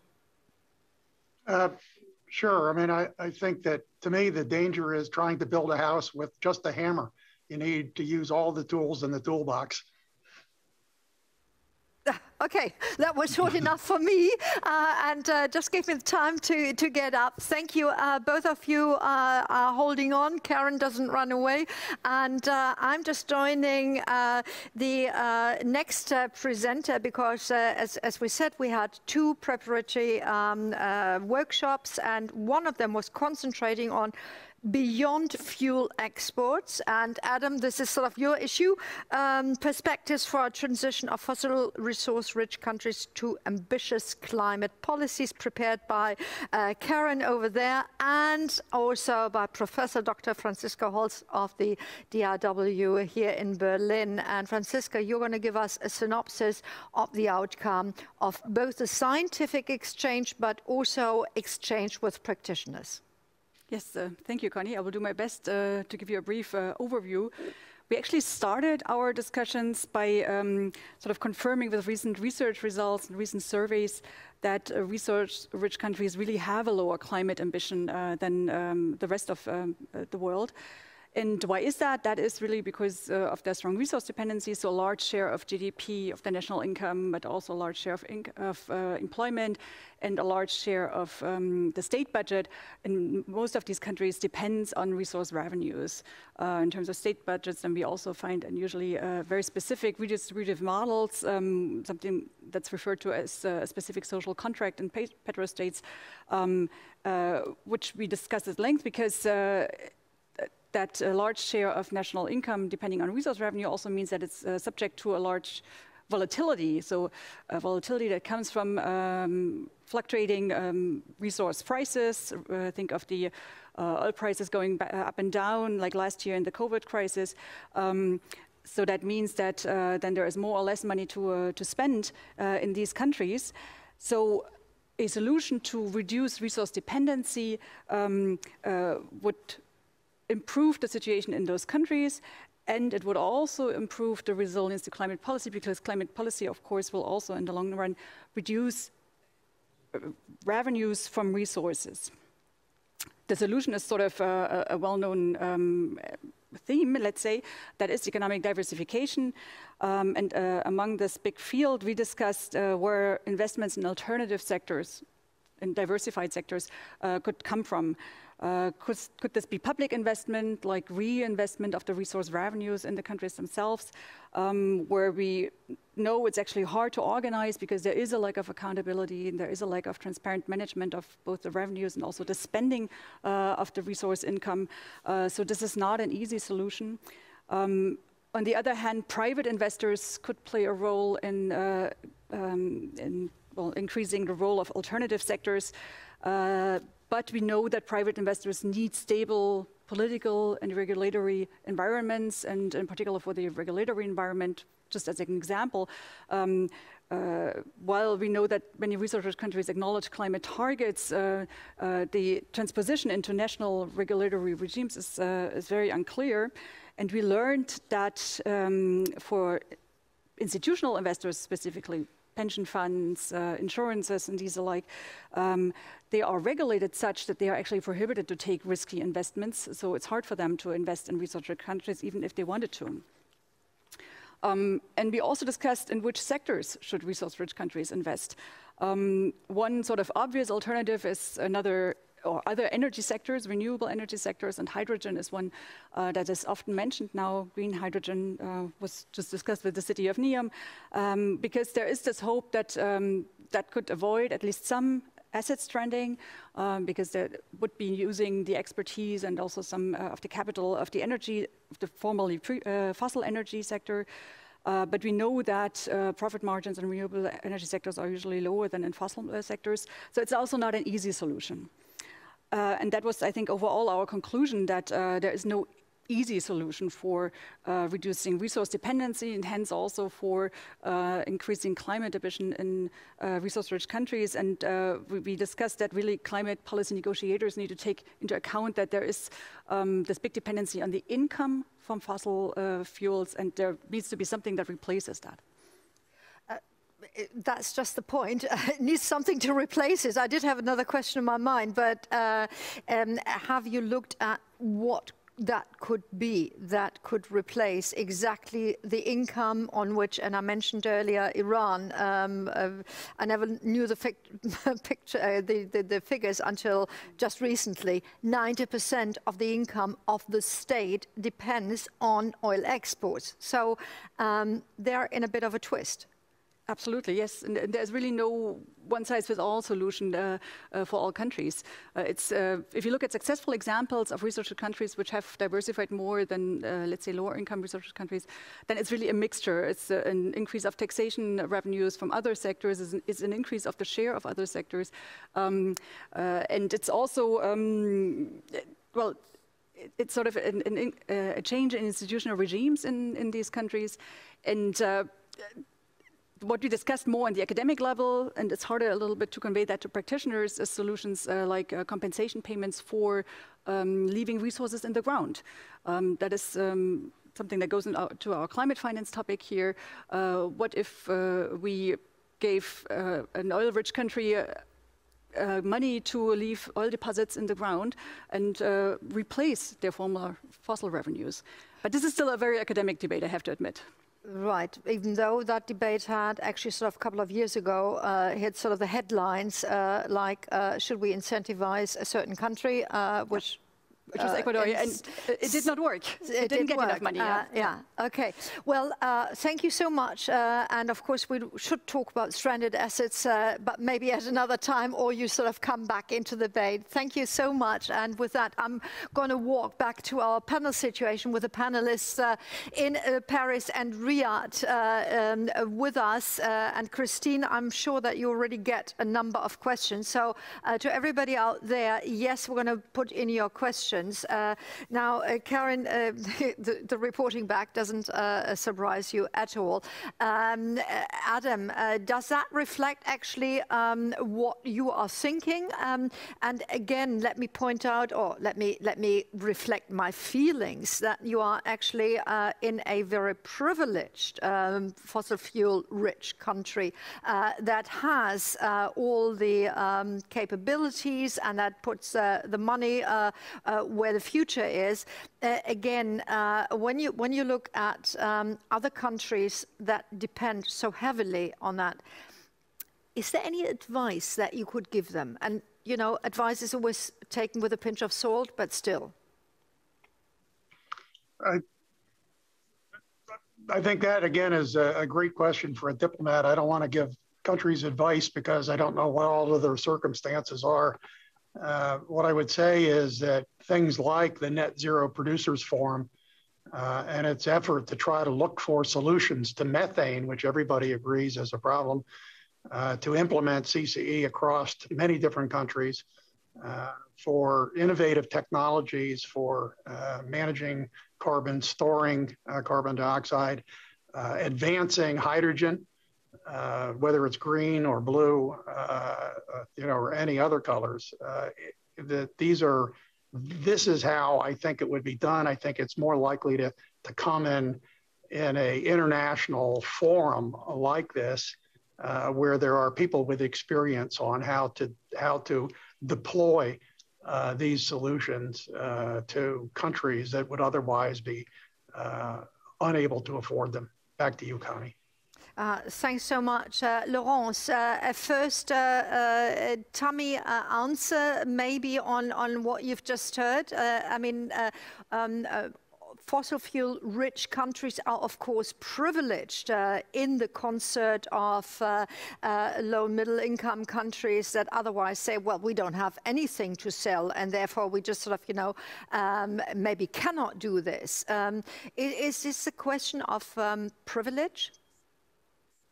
I will respond a little bit different. For most of these countries, and the workshop has shown that the dependency which is created, and our presenters refer to the volatility and, the high dependence, for example. I don't remember the numbers for Saudi Arabia. For most of them, when the price go beyond $50 a barrel, then the whole economy is really in problem. The damage of the fossil fuel economy is very recognized by all economists. The rent effect, overvaluing of the currency. There's many negative elements that destroy even the capacity to develop a sound and balanced economic development. And that was called the Dutch disease, by the way. So I think these countries, and of course that's up to them, has to reflect on the impasse that maintaining a resource-based economy is in the future. And when I think about countries like Iran with very sophisticated intellectual capacity, technology capacity, you see I think there's plenty of other development forms they can, but they have to make the choice, of course. And of course, it's a transition. The compensation mechanism we have been talking about many years ago and again recently doesn't make a lot of sense if you consider that of course, maybe some, and there are, of course, possibility to attract investment in these countries who have still repayment capacity if they want to make the choice. But so that's probably the conversation. But again, see so many examples. Nigeria is a very strong example, but many others that finally the oil resources has not been has been a curse, like it's well stated in the literature. Thank you very much for that input. Before I go over to Christine, I just want to get Karen back into the debate and just read out one tiny little bit that I've read after the G7 summit, and it was actually saying that everybody's sort of looking forward to a green recovery. I mean, that's sort of, you know, the word of the day, well, or the word of the year, basically, of 2021. We have had some estimates by, for example, the Umweltamt saying, oh yes, 55% of the green recovery money and finances in developing countries are going to be green, which of course leaves 45 black. But that's another question. However, if you put your money where the mouth is, and if you say that sort of the North has to sort of prove the pudding, we've had between January 2020 and March 21, the G7 attendees, and they also include Australia, India, South Korea, and South Africa. They invested around about 119 billion on fossil fuel projects and only 150 billion on clean forms of energy. So there seems to be a discrepancy between demand and actual happening. How do we get that resolved? I have slightly different numbers, but the tendency is exactly the same. So okay. I'm not sure which numbers are more recent. The green recovery or build back better, I think those are the two that are actually thrown around a lot. Yeah. One can hope, and the EU is trying to actually go in that direction by committing a large share of their recovery money to green recovery, although there's also, have to look closely, there's some agricultural stuff in there which is not that green. But if you look at developing countries, on average, I think the UN put this number out, per capita, in an industrial country, there is 580 times invest or stimulus than in low-income countries. Okay. So no matter how green it is, it's not going to be enough. Yeah. And so these countries are going to rely on help from the North. Now, the G7 agreed on the 100 billion, or in US terms, billion, 100 billion for climate action. There was also the talk about the special drawing rights with the IMF. But the problem is always really getting countries to commit. I mean, with the 100 billion for climate purposes, like Laurence said in the beginning, Germany committed to some money. Canada also committed to an increase of their contribution, but there's still a lot of a difference between the actual commitments and the 100 billion. So I'm at the moment a little skeptical, because I also hear from policy circles we have already allocated the money that we have. So we are going to need more, and we'll see whether that actually will be possible, also with this kind of tendency of countries to look within at the moment a little bit more probably than before, rather than look outside. Well, thank you so much. And with that, is Christine is in my view when I look at Karen. So Christine, please. So I would like to take up 2 points, like Franziska Holz has just mentioned, but also that Karen has just mentioned, which had come up in the chat. One of them being, we have a lot of academics listening in, and it's at the heart of the dialogue, finding out what's just an academic debate and what's an actual policy-relevant debate. And Franziska already pointed to that the compensation of resource owners for letting their fossil fuels in the ground might be more academic, but I think we would also like to hear from Karen Pittel what she thinks about this, whether there's any way this might be happening in the future. This is one question. And the other one I would like to take up Karen's point just now, which is that it will be very difficult to mobilize this money. And that's probably a question to Laurence Tubiana, asking, okay, how can we actually get more money, especially in times of crisis? Thank you. That's wonderful. And seeing that we now have a little bit more time to discuss Laurence, I'm not quite sure whether you did listen to this question. Yes, there she is. Wonderful. No, I was not sure that it was better to have the camera on or not because of the quality of the Wi-Fi. In this time of crisis, how to get more money?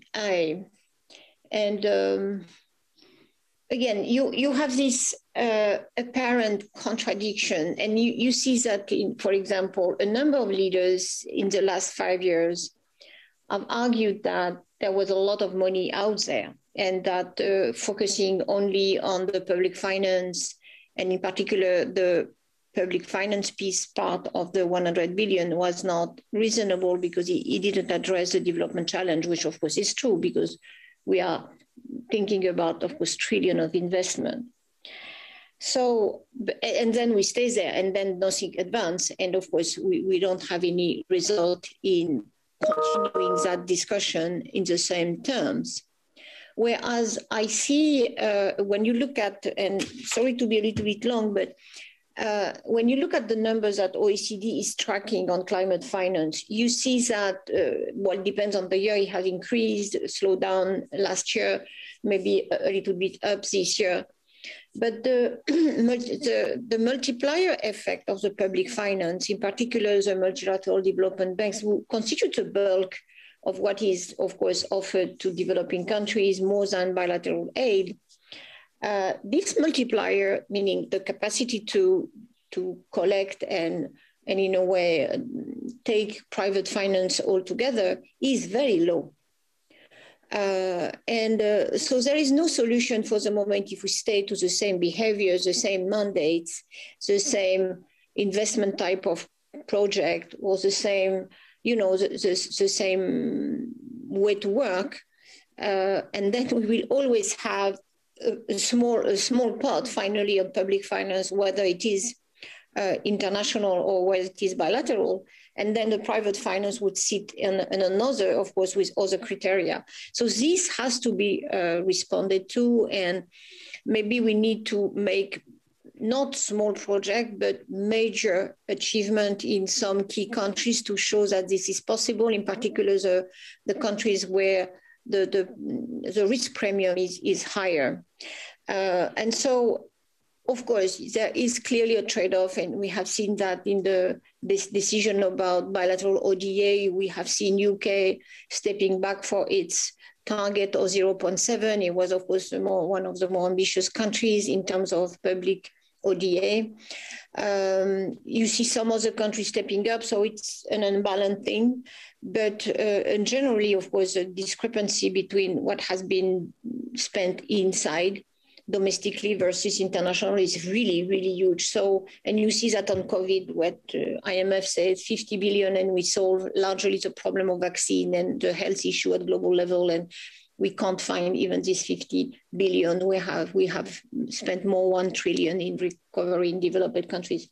So this is a problem of understanding, but in my view now, we should focus on the development banks, both the international and the national ones, and try to really find a way to give a mandate of taking on board the private finance side. And that should be in their mandate. It's not there, meaning it's not the dominant feature of their mandate. And it's, you know, everybody's changing the mandate. The central banks are changing their mandates. So putting climate change and sustainability as a mandate, they have not only fighting inflation and having the financial stability. So we have to reverse all this. It's a matter of having a different architecture and mandates for all of it. If not, I do think we will not solve the problem, clearly. Thank you, Laurence. And added to that, during the crisis, as you all know, the level of inequality has skyrocketed within countries and between countries. So if we cannot get back this private money, which is now concentrated in very few hands, we will not solve the problem. Thank you so much. And on the way back to Christine, I'll play it via Karen. You wanted to add a tiny little bit? No, I understood there was a second question on compensation, which was... Okay, yeah. There's some conversation here that I don't understand, that is whispered. So, Christine, you are, of course, don't put the questions yourself, apart from the fact that you could, but you are sort of the, let's say, the speaking mouth of everybody out there, of all our fantastic viewers and discussants. So, there are more questions. Okay, so we have basically two more clusters. One of them shifting more the focus towards the relationship between industrialized nations and fossil fuel exporting countries. And there specifically, what is the role of the EU? And might there be a way, should not just the EU within the Green Deal at some point announce that we'll stop importing fossil fuels in years X, Y, Z? What will be the effect on fossil fuel exporters? And into the same direction is also what would be the effect of the introduction of a carbon border adjustment on the resource exporting countries once, for example, Europe actually introduces that. And we also have an accompanying question there about Iran actually suffering under the current sanctions and exporting just more or producing more oil and natural gas. So what's the relationship here, and what are the effects on the resource exporters? That is one question, and I think both Karen, but also Adam, or also Laurance Tubiana can answer this.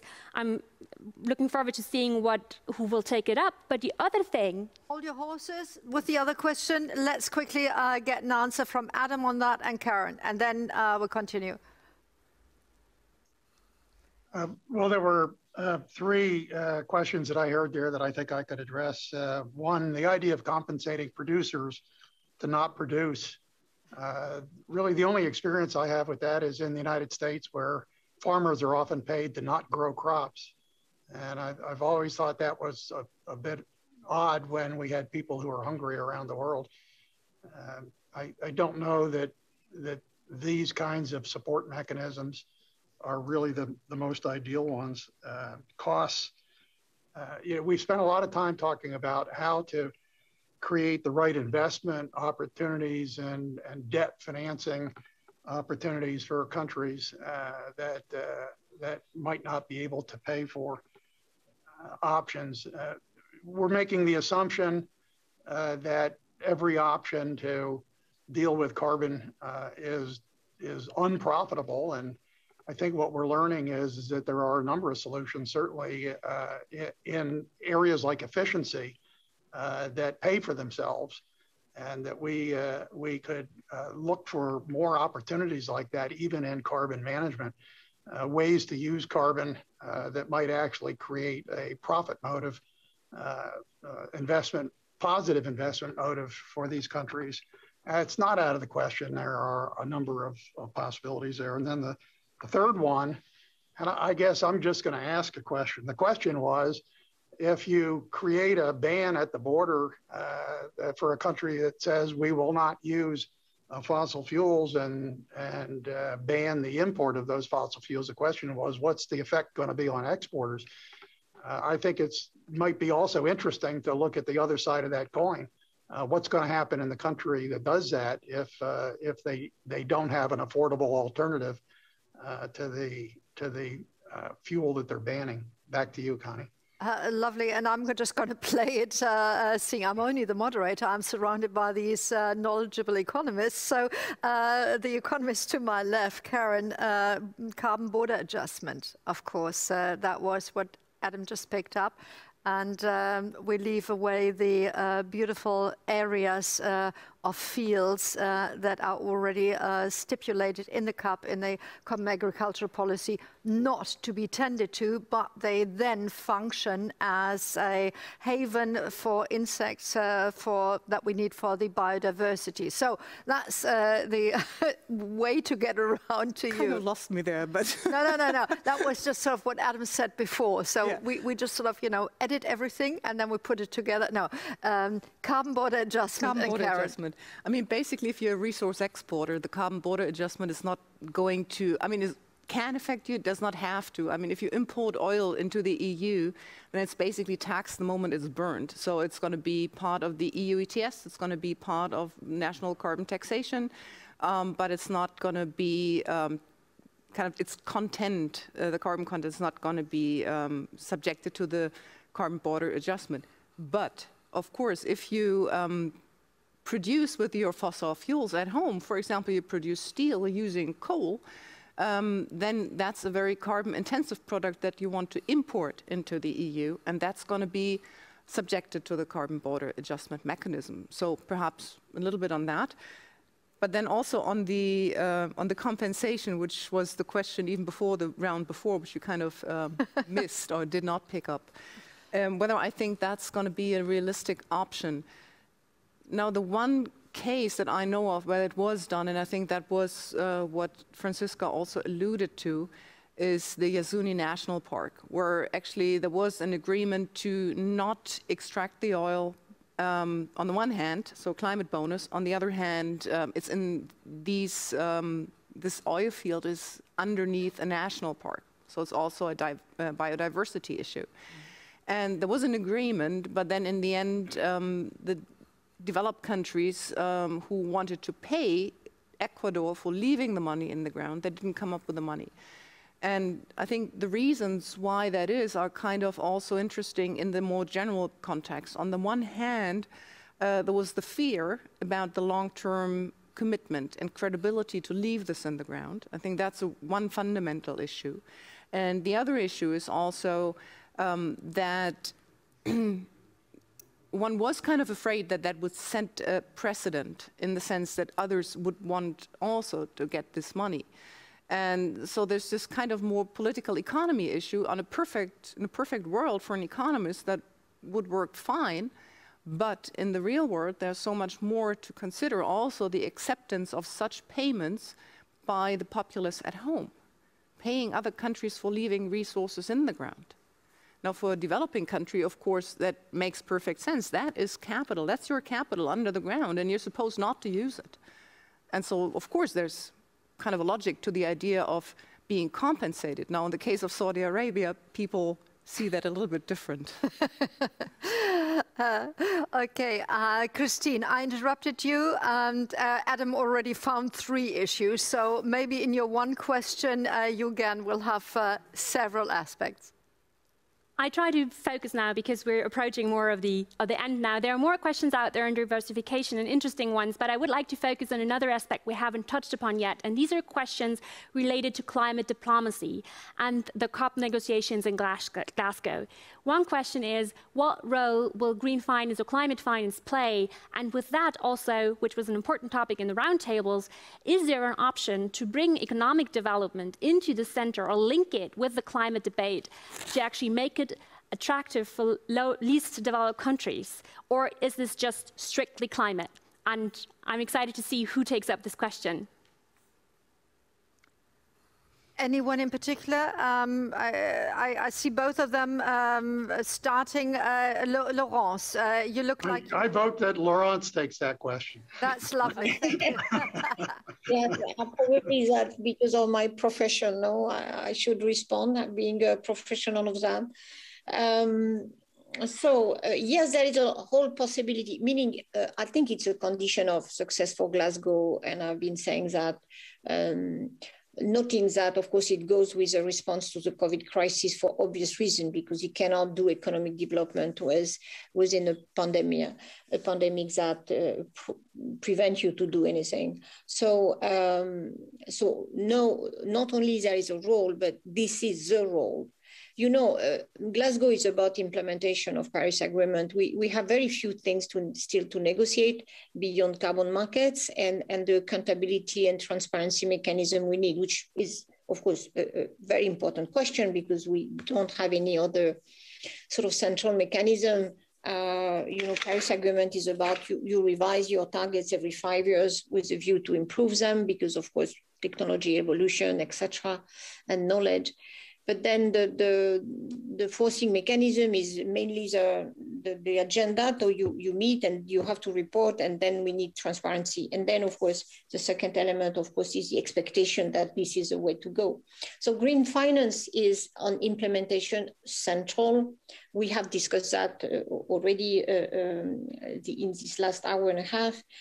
That's why we have to, but I don't want to repeat too much myself, to go beyond this how much public finance, or to say it is public or it's private, but demonstrate it clearly that there is a financial mechanisms that are really articulating both the public, which is needed because we need, and the private one. And of course, there is this issue about the subsidies on the fossil fuel, which are taking a huge amount of this public finance in countries in particular.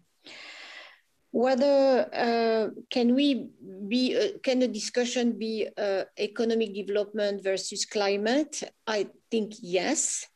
And you know, Glasgow is not only the convention on climate change, and I've been saying many times now, in particular on the European side, that we should move from a climate diplomacy to a Green Deal diplomacy.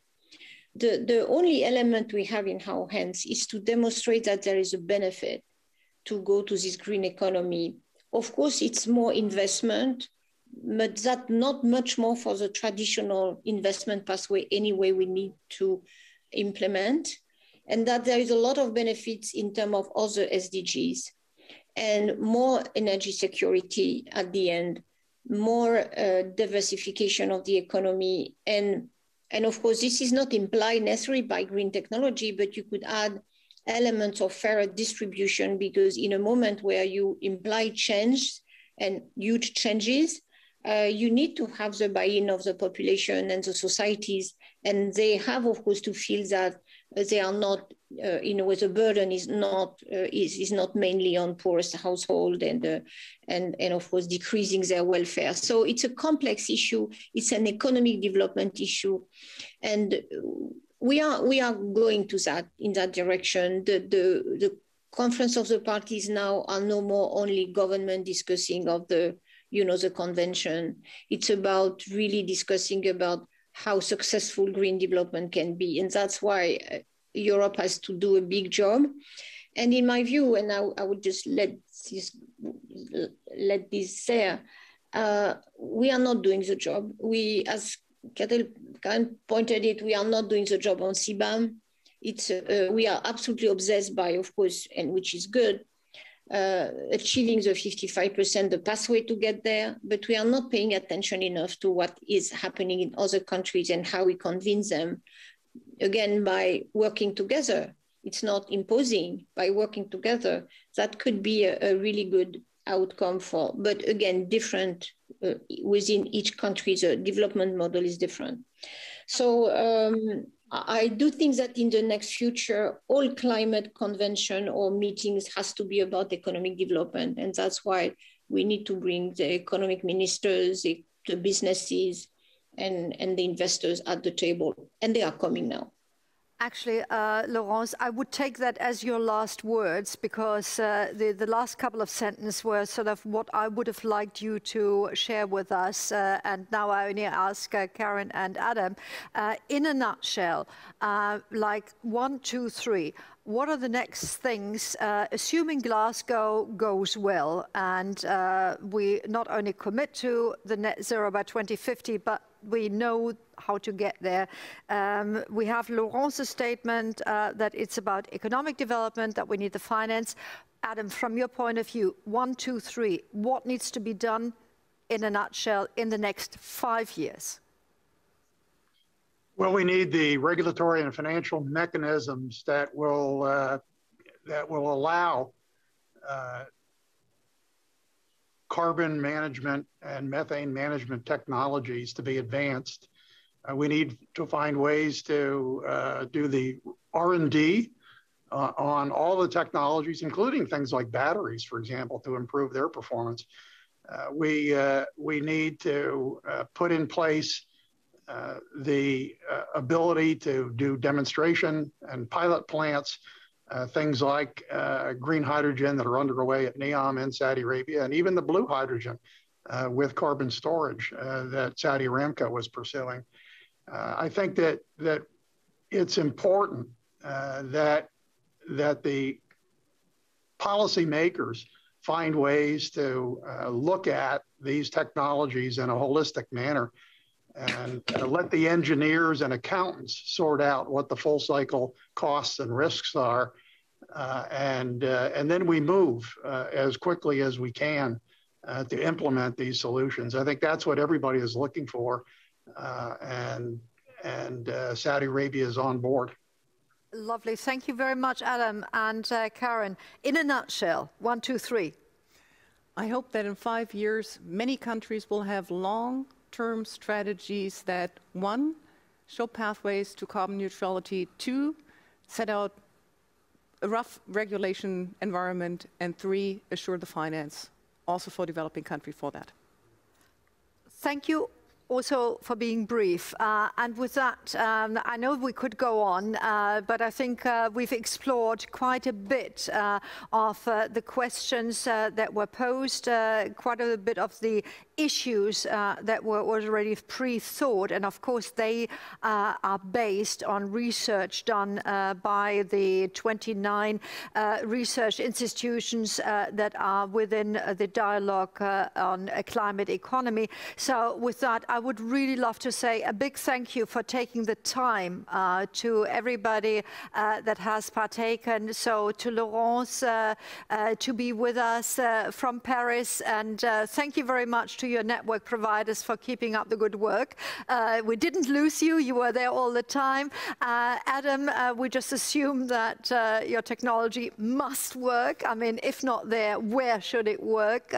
Thank you very much. And as long as we get onto the goal, net zero, then we are fine. And we're looking forward to an extended conversation. Karen, thank you very much for having come from Munich to Berlin, such a long way. And with that, I address Christine, and I know she's always got something more. Of course. So we hope that you enjoyed this event and the discussions, and we hope that you took something away from it, that you know more than before, and that was interesting. But we won't know if we don't ask. Therefore, please take a brief minute. In Slido, the questions will pop up from the feedback. So what did you take away? How did you like the event? What could we maybe have done differently? And also whether you liked the background papers. You would really help us if you briefly answer these questions and take a brief moment, because we can learn from them and get better and do more for the next forum. With this, I would hand over to Connie again. Lovely. Thank you very much, Christine. And on my piece of paper, it says, get to the end. And that, for me, means finally turn to Gernot Klepper and Gernot, Professor Dr. Gernot Klepper. Okay. That much time we need to take. I've said last time, I say it now in English, you're the man for the complicated, for the complex. And actually, this time, I don't envy your task of having a quick look back or a resume, maybe not sort of one by one. Yeah, Connie, I think it's the opposite. I'm the specialist for the non-complex, for the simplification now, because this has been an extremely rich discussion. And I'm a bit proud that in the climate dialogue, we were able to address an issue, the international climate policy, that seems to become more and more important. And Lauriana just mentioned that her message is that we stop looking only at the Green Deal and on our own EU activities, and to look beyond, because there is the action in the next couple of decades. And I think that was extremely important that we started this discussion here. Now, coming to very short summaries of what has been discussed, it's very hard. I would say a few things where there was broad agreement. One challenge that everybody understands is that the financing is extremely important. Mm-hmm. We have the problem that the financing isn't there, but if this financing would be there, we are not sure whether the capacity is actually there to take it up. So this is a kind of chicken and egg problem, and I think that's something that we need to work on in the future. The other important message that I got was that investment is key for the next decades. That's obvious. But most of that investment must come from private sources, and capital costs are one of the issues. Country risks are those issues that Lauriana addressed quite substantially. And there is a huge job to be done to get rich country support to leverage these private investments. The other point is taken up by Adam, on the way to carbon neutrality, risk management of the path towards that carbon neutrality is important. But there was, of course, not complete agreement of the priorities that he has set for this path towards carbon neutrality. And I think that's an issue that needs to be discussed further, how to prioritize the 4 Rs that he presented, and to see, we are working in a resource-scarce environment, so we have to prioritize, and we have to look as to where we put the money. And that's, I think, where there's still some disagreement between the academic research, between some countries and other countries, like the resource-rich countries.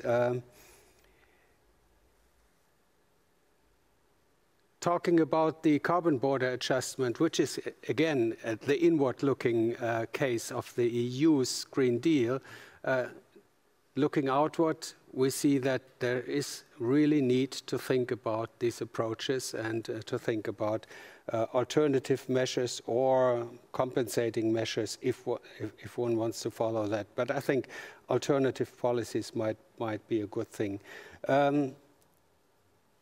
Again, there was some disagreement on the compensation issue. Academic research, and Karen said that, is very simple. They say, okay, well, let's pay them, and that's it. Politically, that's a very hard job, and I think there's a challenge for our academic research to take on these issues in the research about how do we get actually to the need to keep fossil fuels in the ground. And maybe we have to think about alternatives like conditional payments, making clear that paying, as in the example of the national park, paying for leaving oil in the ground gives you a benefit, and that benefit is what we are paying for. We are not supporting other countries getting rich. So there are a lot of political issues. And finally, I think the last word by Laurence was very important on the climate diplomacy, to move from climate diplomacy towards what she called Green Deal diplomacy. I think that's essentially also was put up by the participants, that integrating climate policy into development issues, into a sustainable development issues, into social issues, it seems to be an extremely important point. And with that, I hope I've summarized a little bit what has been going on. It was a great discussion, and looking forward to the next one. And normally I'm the moderator, and this time I would like to add a tiny little bit, and I'm really absolutely fascinated how the word dialogue was actually lived in the last 2.5 hours. Recently, for a different conference, had to concentrate on what dialogue actually means, and it actually means listening to somebody else's opinion and thereby understanding. You don't have to share the same opinion, but understanding each other is the first step to co-creating solutions that will take us to a better understanding, not of each other, but of the problem, and thereby also getting closer to the solution. Now, this was number 9, and it's fantastic because it was the first one in English, so that was the first and the 9th, and if you add 1 and 9, then you get to 10, and the 10th one is, Gernot? Insurance against climate risks. And That's something that we've talked today already, but we can go much, much deeper. And I think that's going to be an interesting topic. And as the title suggests, it will be in English again. Absolutely, and all I can say is I'm so excited that you chose that issue. I just saw it just before we started on the issue a couple of years ago. I was doing conferences on that from the ILO, from the UN, and there are different solutions out there. When we talk about storms, and yes, we've had a couple of them recently here in Germany, that's nothing in comparison to what the Caribbean have been hit with. They have a scheme. Africa has founded a scheme that's been running now for a number of years, and the good issue is that mobile technology is actually serving people on the ground. Farmers can know that not only do they get information, but they also get the payment if their harvest doesn't come through. These are just a couple of the issues, so you can see my excitement. The other excitement is that we finished in time, and with that, I'd love to thank all of you for your input that were sort of mirrored and voiced by Christine. And from us in our pop-up studio here in Berlin, we hope next time we can have more people here in the studio, wherever we're going to be in Berlin, and have real personal meetings and not just with the, what is it, 1.5 to 2 meters distance. No distance to you. Thank you very much for being with us, and the dialogue on the economics of climate change is going to continue, that's for sure. Yes, and let's do the usual one. Bye.